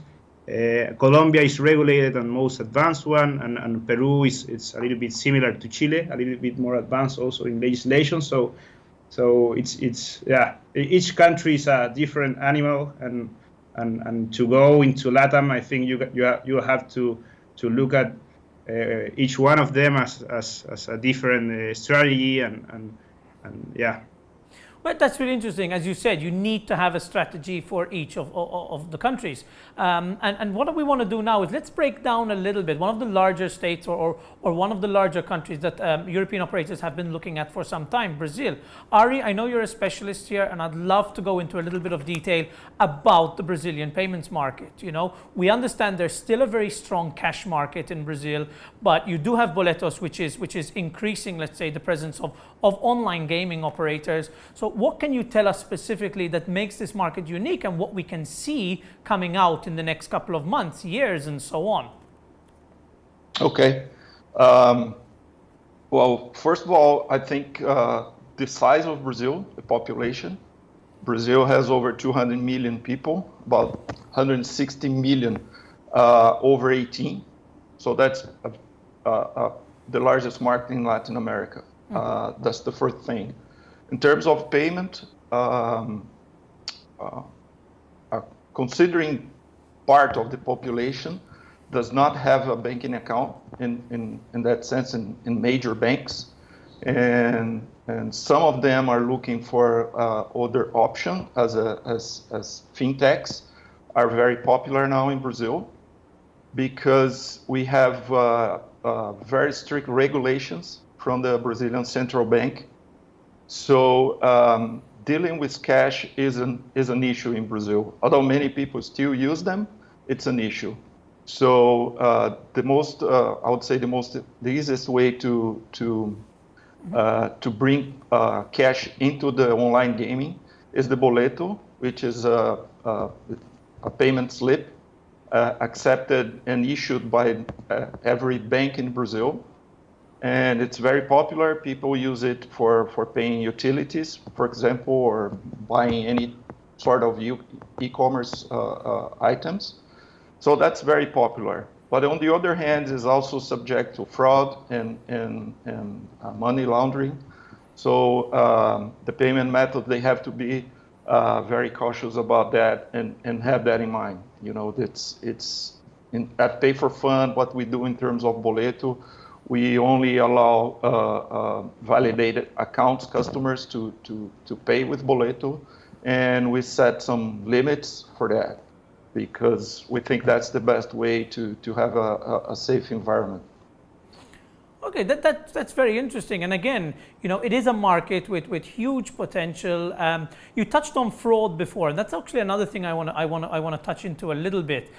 We said, you know, that the market is evolving. There is potential. But looking at boletos, just out of curiosity, I mean, is there an ID check? Is there a verification, or can anyone walk up with cash and gain access to one of these slips? Well, ideally, the concept behind boleto is very nice. You know, anyone can issue that on an e-commerce site or receive a payment, something at home to pay. It's a printed slip. But of course, people find a way to go around that. So if, you know, money laundering, if you can pay that on cash, you can go to a bank. Although the banks, they have limits to receive boletos in cash. I think it's 10,000 reais right now, which is around $2,000. And but you can come as many times as you want. So it could be a problem. That's why we have set limits for that. In terms of fraud, the boleto is for the merchant. It's a guaranteed transaction. But eventually, you know, hackers, they can go into, for example, your banking account and pay the boleto. So, you know, if someone hacks into your banking account, it could be a fraud, and it could be as a merchant, as a payment processing, you could be required to send back the money, to refund that money. It happens. It's not common, but it's something we are always aware and paying attention. So it depends. We also check the profile of the customer, why they are using boleto too much. You know, usually in the e-wallet, they like the boleto for the first transaction, for the first funding, because they don't know the company. They're not comfortable to give them information or credit card information, so they go to the boleto. It's very common. But once they like the solution, they start using it, we prefer bank transfer. Okay, that's really interesting, because it comes down to an element that we've actually come across quite a few times over the SiGMA Americas panel, and it's trust. Because, like you just said, that a customer doesn't yet know the operator. They might not want to share their credit card details. They think maybe that operator will, you know, maybe run off with the credit card details or add, you know, multiple charges, which actually creates the sense of, you know, a security. And obviously, the customer, once they've used the boletos the first time, then they can say, okay, I've seen the product, maybe they've been paid out, and it starts to develop this relationship. But you mentioned then using credit cards. But what about the credit card market, both in Brazil and Alfonso? I also want to touch you with this one. The credit card market seems to, let's say, be a bit more rife in Europe. It's international. It's MasterCard and Visa.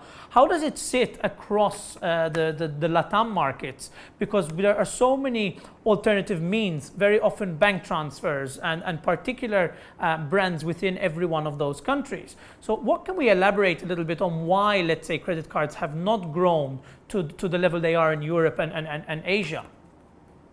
Mm-hmm. Yeah, well, I think for Chile and maybe for the rest of Spanish-spoken countries in LATAM, we have some restrictions with credit cards. We have the chargebacks. We have not a large part of the population in Chile and Peru has a credit card. But what we have, and it's very, very attractive, and what we have realized, at least for Chile and Peru, is what we have a scenario similar to Sweden, and we can operate with pay and pay solutions. So what we have is the bank account linked to the SSN number, the social security number. So we can use direct bank transfer, and through open banking technology, we can identify like the KYC. We can do the identification. We can check if the bank account is real or not. We can do some like fraud security matters. So direct bank transfer at least is a really good approach taken, and to try to grab a bigger amount of public that the credit cards can get here in South America. That's very interesting. And Ari, what about Brazil? Do they see an expansion of the credit card or the MasterCard and Visa market, or let's say with the comfort of boletos, it will continue to reign supreme? No, it's growing a lot. In fact, credit cards are very well used in e-commerce. When we're talking about gambling transactions with credit card, everybody knows there are some difficulties with acceptance. It's the same in Brazil, and I think for whatever reason, the customers they think they can charge back gambling transactions easier, or they feel they should do that. So the fraud rate for gaming is higher than for e-commerce in general. Going back to your question in terms of boleto and market share, I can speak for Pay for Fun. Our volumes in funding the customer accounts for boleto and credit card together represent 15%. 85% comes from bank transfer. Oh. So that's what I was saying. Once the customer is happy with our customer service, with our service, they go to bank transfer. Boleto is more used for those people they don't have a banking account. But that's really interesting. And just going into bank transfers, I mean, what kind of transition times are we talking about here? A customer signs onto the site, makes an account, does a bank transfer. Are most of those immediate? What are the average delays that you would expect to see in Brazil, Ari? It's immediate. It's a matter of seconds. We at the wallet, we clear the money for the customer in less than 2 minutes. Oh, wow. Okay, that's fantastic, because I was going to say that's where... And in boleto you have to wait for at least one day, one business day. So for immediate reward as gaming, people sometimes they don't want to wait that long, until the next day so they can start playing. That's really the case, because what you don't want to do is, while a customer is hot and they want to make a payment and they want to play, you don't want to lose them. And I know, Matthew, with your experience in the European markets, we know that that Europe has evolved to ensure that time is everything. I don't think there's many operators or many payment methods in Europe now that don't use, for example, 3DS when it comes to card verification. And this has created a sense of security, and we know that, don't we, in Europe, that is there. But we touched on this before. Alfonso, I want to ask you, we spoke about fraud, we spoke a little bit about chargebacks. They are rife, let's say, in LATAM. But why hasn't the 3DS market, let's say, picked up to avoid, the chargebacks, or create a sense of security for the operators like it has in Europe? Is it a bureaucracy issue, or is it a technology issue? Alfonso? I don't think it's a technology issue. Maybe it's more around bureaucracy, I think. I don't know, maybe Matthew can help me here if in Europe it's like mandatory to have that kind of security. In here it's not mandatory, so probably we have that issue, and that's the reason why. But it should be should be aiming that way, and that's where it's moving right now. Yeah, I think in Europe, the consumer is used to 3D secure now, especially in Western Europe.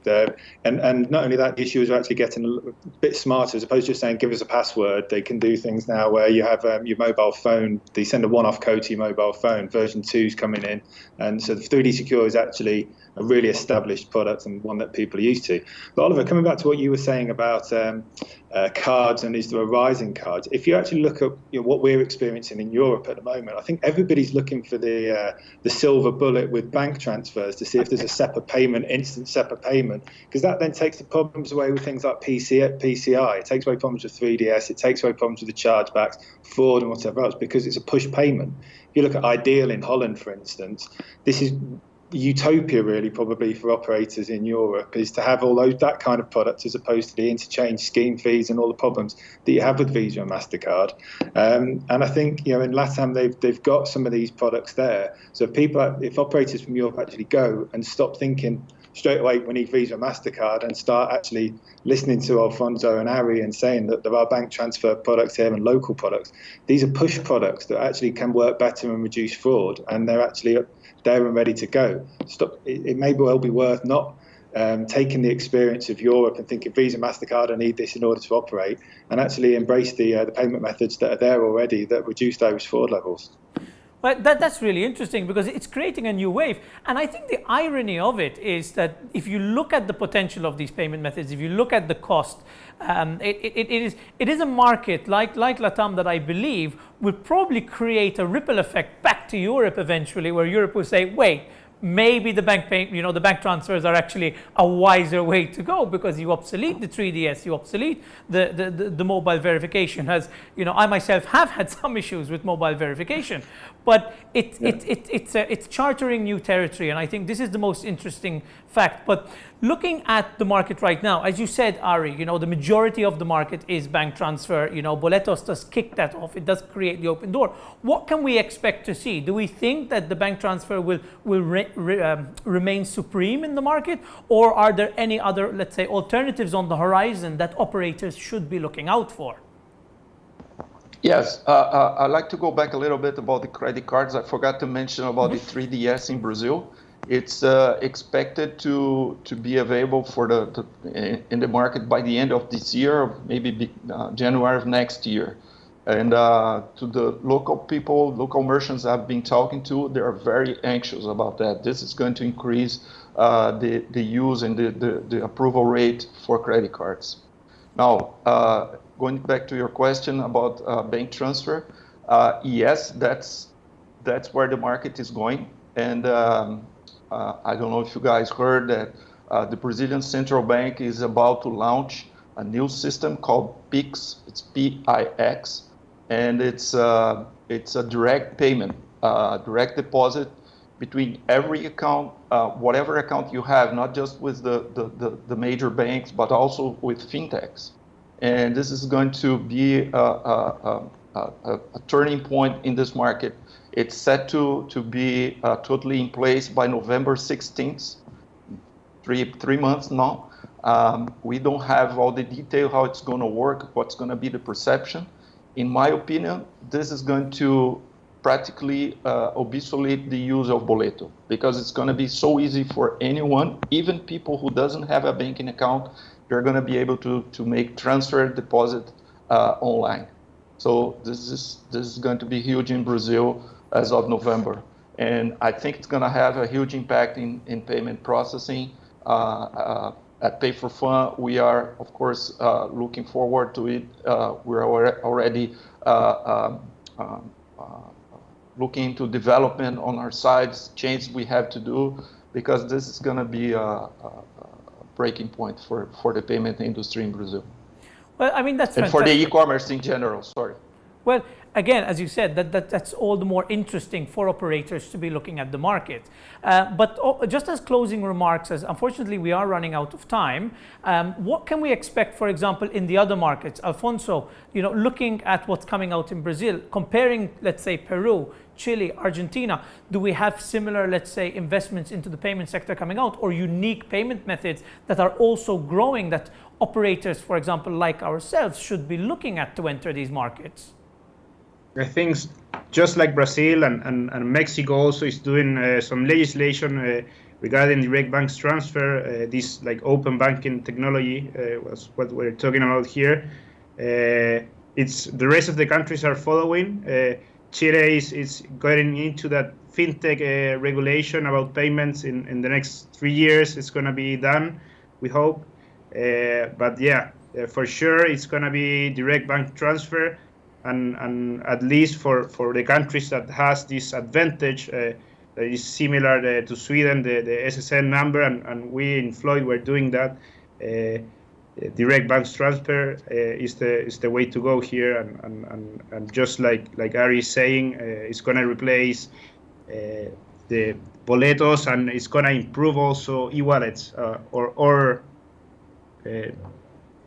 gonna take out the need of them also. But it's going to give a lot more possibilities. Fantastic. So again, what we can conclude here is that this market is actually, let's say, trailblazing much of the payment industry when it comes to new alternatives. As Europe is quite settled, I think there is, let's say, quite a high success rate in payments currently. So the mentality might be we don't need to change. However, it is the unique ripple effect that I think will come out of LATAM and other markets that will change the international payments game. Unfortunately, that's all we have time for today, guys. I really appreciate the time you took to speak with me today. If you have any closing remarks, that would be fantastic. Anything to add for operators looking out for this market? I think, yeah, from my perspective, speaking to operators in Europe, there's a lot of people looking at going down to LATAM at the moment, and I feel sorry for some of the payments managers because I think the business will sweep them down to LATAM, thinking we do Spain, we do Portugal, let's go down to LATAM. It's the perfect next step. And you're going to have the best marketing, the best websites, the best affiliate networks, and then you'll turn up down there and you return an investment because of the payment strategy. If you're not going there with your eyes wide open, is going to really cause some problems. So I think the payments managers here need to get that across to the CEOs and the COOs like yourself, and then the COOs need to be patient with the payments managers, and they need to be speaking to people like Alfonso and Ari, I'd say. Fantastic, guys. Look, again, we really appreciate your time. Thank you very much for being with us. Jess, back to you. Thank you, Oliver. Some great insights there from our panelists, really identifying the huge potential of the unbanked population across the Americas of up to 400 million participants. Now, our next topic will be tech updates across the Americas region by region. And this is a huge and interesting topic, especially in the wake of the 2020 and the year that we've had. So our final panel of the day, let's take a look. Tech Update. What kind of technologies are required to localize your operations in LATAM? Thanks, Jess. I'm Oliver De Bono, the CEO at Condor Gaming, and I'm here on site with SiGMA Americas Focus Tech Update. So let's talk about technology for a minute. I'm here in the studio with Peter, Dimitri, and Alejandro, veterans of the gaming industry. Now, we know technology has always played, obviously, a major role within the gaming industry. But what we're here today to find out is how this differs in the Latin American market. Peter, I want to kick off with you, as I remember when we had met the first time, there were some very interesting bits of information that we exchanged, especially when it came to the games and products that are being produced for the Latin American market. Particularly, there was some interest in particular games that were coming out for the Brazilian market. For example, we know that this is a market very interested in video bingo, which created its own development needs over there. But specifically looking at LATAM, what can we expect from this market for the requirements in tech? Because people have an idea that LATAM is one market, but we know that there are major differentials. So what kind of technology, games, and products do we expect to see that need to develop on their own in the market, Peter? Okay, well, thank you for inviting me. Let me try to explain a little bit here that you are absolutely correct. Latin America is a very diverse market. We have Brazil, which is the only Portuguese or Brazilian-speaking country, and we have all the rest of Latin America, which is Spanish-speaking. And they could not be further apart or more diverse than ever. They could be opposite sides of the globe. That's how different they are. But the truth is that each one of these countries in Latin America, you name it, Chile, Peru, Argentina, they're also very different between each other. So, I mean, our company was founded in the concept that localization is key, right? So, and never has it been more important than in Latin America. So we have developed basically a structure for a gaming platform, which is a very localized gaming platform. I could talk about that a little bit later. And we have developed also local games, local content. So I've been working with game development for the past almost 20 years. I worked with IGT and CIRSA, and we were actually the first ones to develop localized games in Brazil back a long time ago when bingo was legalized in Brazil. But it had to be, and slot games were allowed as long as they were slot bingo themed games. So we developed the first what we called so-called video bingo games. And these video bingo games were developed for CIRSA, for IGT. And in the past years, what we decided is say, we want to be the king of the mountain in terms of development of video bingo games or localized games for Brazil and Latin America. So we developed very specific video bingo games. And these video bingo games are basically games developed in HTML5 with special graphics, with special user experience for Latin America, and they have been extremely successful. We are now launching our first slot games also. Once again, localized slot games with localized themes, localized user experience, and so on.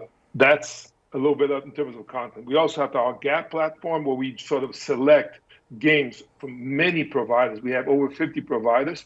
But what we do is we select games that we see that do very well because we have so many clients and we have metrics, is that we can see which games do well and where they do well, right? Some games that do very well in Brazil do not do very well in Mexico or Peru or vice versa. So for example, live games don't do very well in Brazil, but they do very well in Mexico, you know? So we selected games that do well in each one of these regions, and we provide those metrics in our GAP platform.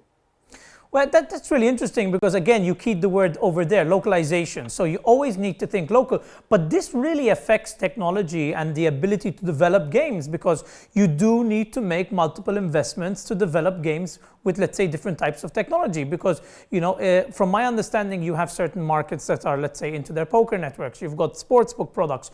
You've got live games. You've got video bingo. But each one of these requires its own development team as the products differ very, very much. So, Dimitri, I just want to touch on that subject a little bit. What kind of products or development games are you focused on when looking at the LATAM market? So our main focus is poker platform. That's the only thing we are actually doing for already 15 years.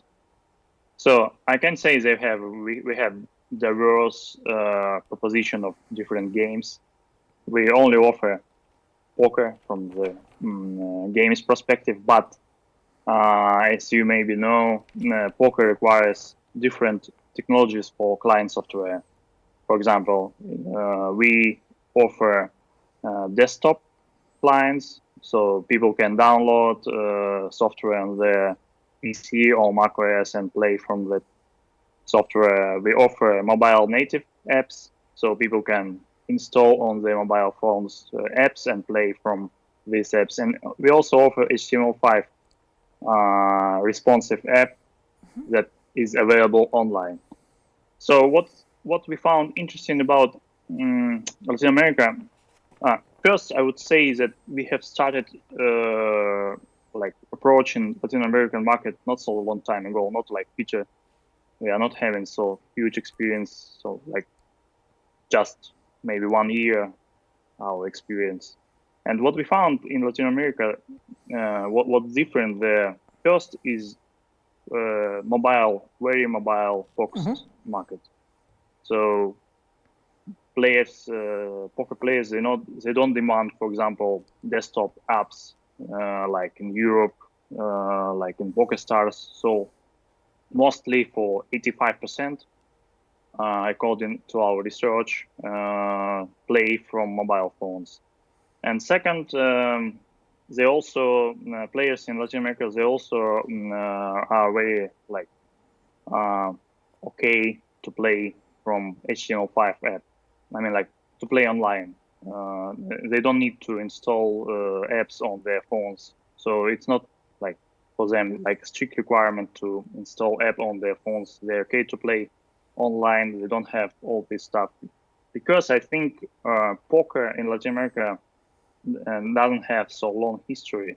So it's only like emerging market right now.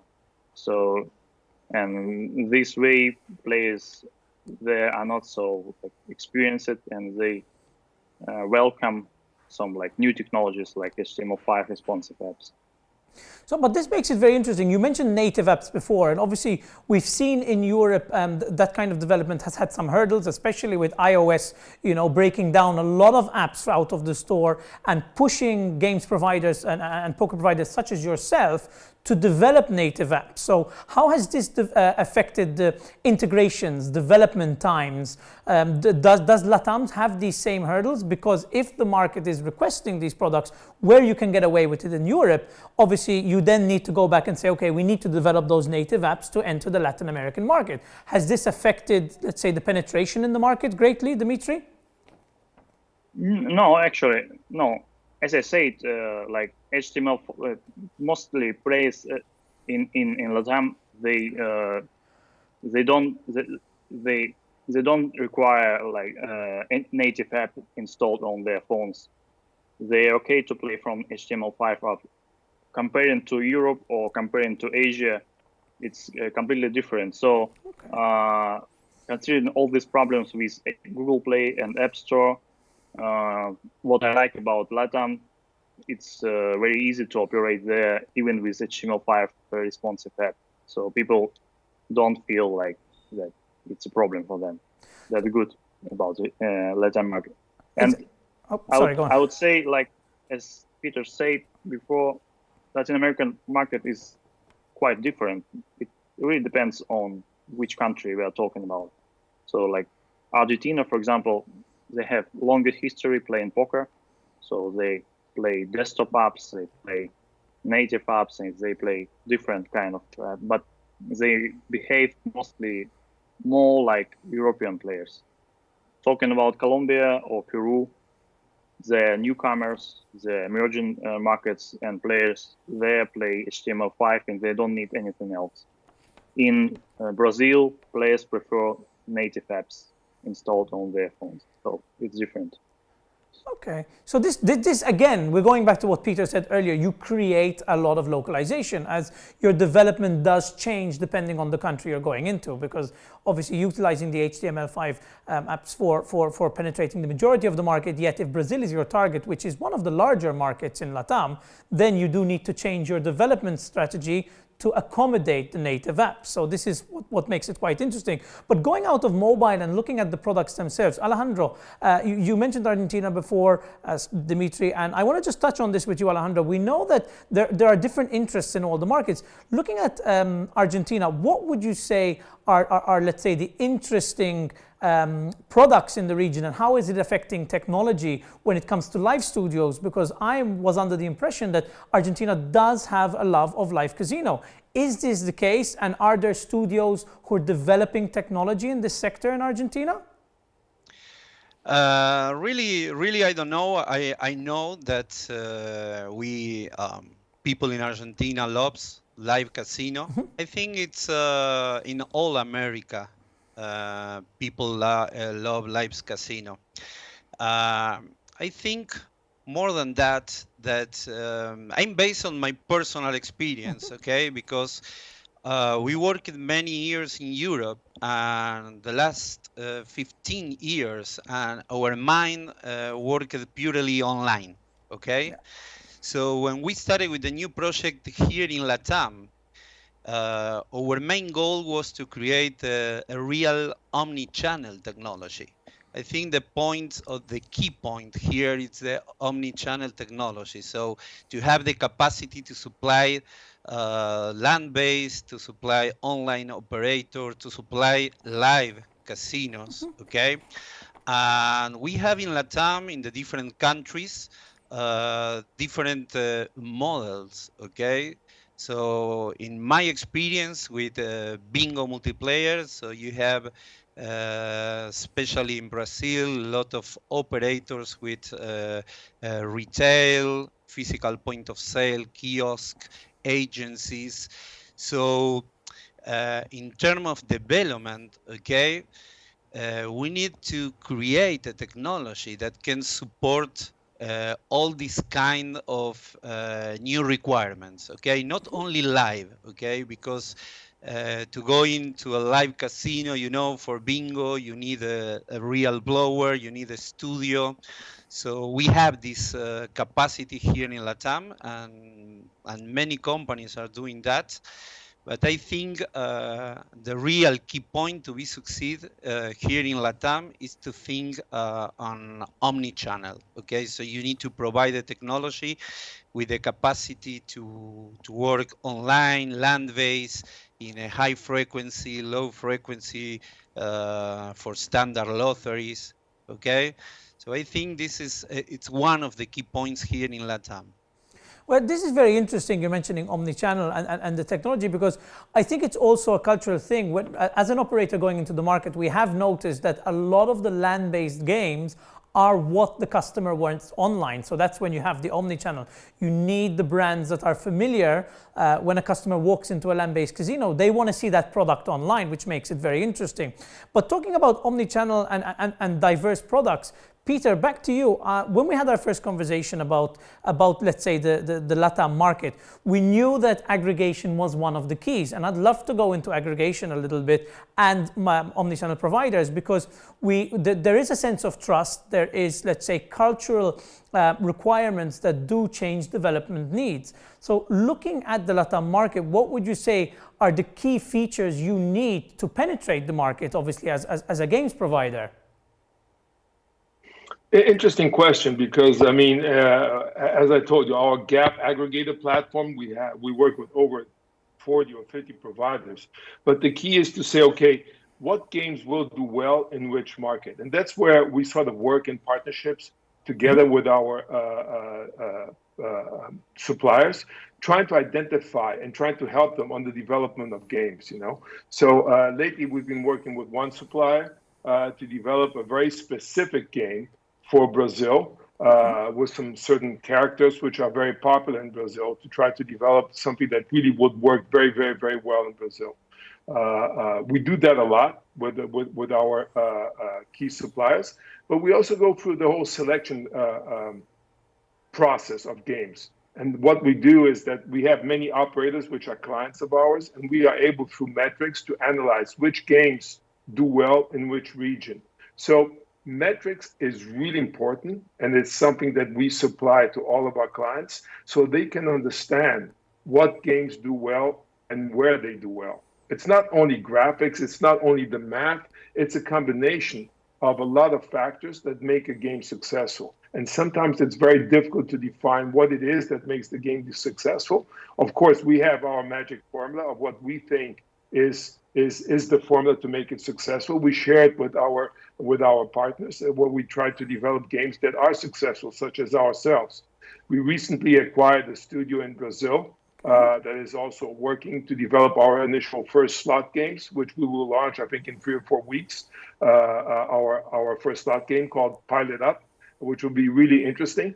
And it has been developed with these ideas in mind. I mean, how can we localize? What kind of math do we use, you know, and what kind of technology are the people using? But Alejandro is also very correct that the omni-channel is very important. So most of our games, we also make them available for land-based machines, and that is quite important, because the other way, as you mentioned, also is very important. So we see suppliers that have very popular games like Mercur in Latin America or Novomatic.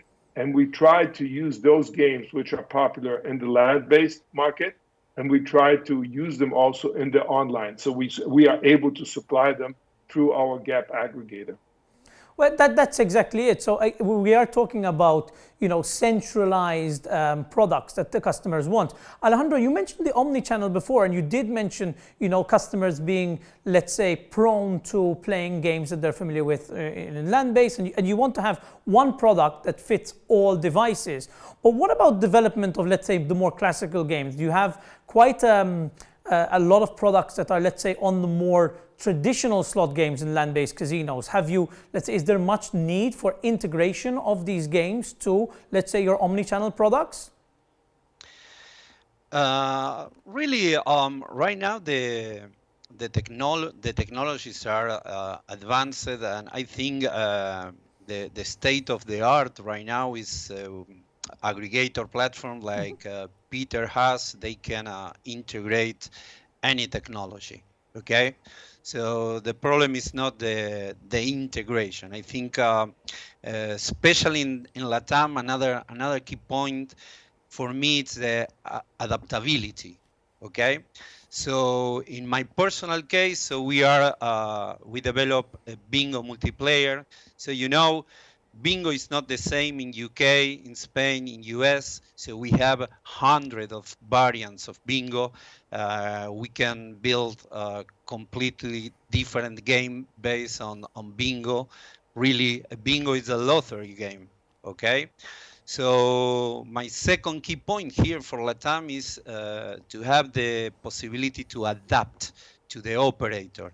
Okay, because in the different countries, in different jurisdictions, so the main operators, they have a different business model to implement, for example, a bingo game. Okay, so it's important on the technology. It's different like Europe, because in Europe you have the bingo platforms and you integrate with the different operator. Here, you need to adapt your game to the business model of the operator, okay? Because all of them has a different kind of bingo game. So coming back to development, okay? So we need to create a technology with the power to adapt to the operator business model. So I think it's another key point. So that's very interesting. So you mentioned a lot of integration. So would you say that's one of the main hurdles in the LATAM market is integration into the operators' platforms? Alejandro? Yeah. We provide content. Okay. So the only way that we will connect with operators is through the integrations. Okay. So right now we are a new company. Okay, we started 2 years ago with a different point of view, with the idea of the omni-channel, and we are trying to provide. Really, right now we are providing some of the main operators in LATAM. And the funny thing is all of them are completely different. Okay, so it's the same technology with different adaptations for each one. Not only Brazil, because it's a very particular market. Okay, each jurisdiction is completely different. So you can do a standard integration with your technology, but finally the final configuration, the final setup is completely different. Okay, that's very interesting. Dimitri, I want to go over to you a second. So we're just going to touch on this subject a little bit more. We are slowly running out of time, but I want to go into it in looking at your product, Poker. Have you found the same kind of hurdles when it comes to integrating into LATAM-based operators? Are there, let's say, particular technologies or skill sets that are required for API integrations, for developing your product when you're looking at LATAM, Dimitri? I don't see any huge difference in integration part, but I would agree with Alejandro regarding customizations. What I found in Latin America, operators, they require they don't like to be like others. They often require change in layout. They often require change in colors. They often require to be different. So this is important, I think, for operators in Latin America, to be different to others. So this is what, it takes for you additional effort to adapt a product for their operation. Okay, yeah, exactly. So it is quite about adaptability. So we have seen that, and that again goes back to the initial term we spoke about before, which is localization. But what I want to touch on just as we close up over here is that we have seen a massive potential market. But what about, let's say, key requirements? Peter, just the last one for you over here. What about when it comes to technology? We had spoken in the past that aggregators were a very strong way forward to enter LATAM, which makes integration obviously far easier for the operator because you're getting far more products with less integration requirements. But when it comes to the actual, let's say, customer interest, what would you say are the key requirements to ensure that the operators get their products? Because we are talking about a quickly diversified market, and there are unique products, especially, for example, if you're looking payments. Does this affect development times or integrations at all into your games? Well, let me add that your question to also a couple of comments made here by Alejandro. So what I noticed in Latin America is that there are many operators using different platforms. Some of these platforms are very simple platforms, and most of these operators, they don't have the development structure necessary to complement themselves with integrations. So that is really where we come in. We are the integration solution provider, because these companies, they cannot, sometimes they use a platform which cannot do the integration in time, or it's going to take over 6 months to do the integration. They want a very specific content, they can't do it, right? So integrations are key. Most operators with their platforms do not have the control or are not able to do the integrations as fast as they would like to, or the integrations that they would like to. So GAP is the solution for these operators, because we have all these content providers already integrated. And what we do is that if a client of ours wants to integrate a certain product, we integrate the product for him. No fees, no minimums, no nothing, okay? So one simple agreement, okay, one revenue share, and he gets all the content, and he can still request for more content. So we are really a technical solutions provider. Why? Because integrations is complicated. It's complicated for any operator, even more so in Latin America. And complementing also what Alejandro is saying, I mean, we are working together with Alejandro to be able to complement his multiplayer bingo with our video bingo games, right? Because here in Latin America, we noticed that they have to complete each other. So people like to play bingo, but as bingo is a slow game, right? It takes 2, 3, 4 minutes for each round to happen. While they're playing their round, they're also playing the side games. And we know that side games in video bingo is very, very important. So that's where we provide in, and we integrate our video bingo games and our games together with Alejandro's platform. Okay, so all these kinds of integrations and being able to provide that kind of content that players really want is key, is essential, because the difficulty that providers have in terms of integrations, getting the right slot, making the integration happen, it gets really complicated. Fantastic. Well, look, guys, that's really interesting. And what we can coin here is that integrations are the key, and aggregators and omni-channel solutions are the way forward. Unfortunately, that's all we have time for. It's been great having you all on the show. I want to thank you for being here. Jess, back to you. Well, a huge thank you to the 4 gentlemen for our final panel discussion of Day 2 of SiGMA, the Americas Digital Conference. Thank you so much for joining us throughout the 2 days. Now, I do have our last set of results from our polls and interactive questions that we were asking you all today. We asked you all which online vertical in the gambling sector will be the next big thing in Latin America, and our audience that were English speaking voted 44% on virtual sports, 19% on slot machines, 6% on live casino, and 25% on online lottery. But actually, when we asked our Portuguese speaking delegates, 50% said virtual sports, and 50% said live casino. Well, thank you all so much for participating over the next 2 days. Now from 6 p.m. CET, so in 15 minutes time, we do have our 2-hour poker tournament sponsored by Even Bet that I would like to invite you all to participate in. And as I said, the first place prize is €500 worth of vouchers for Amazon. So good luck to all of the participants, and we look forward to hearing how you all got on. Now, just a reminder that tomorrow we do have our AIBC Latin America conference that will be taking part from 2 p.m. CET. So we look forward to seeing you all there. Thank you so much for joining us all today.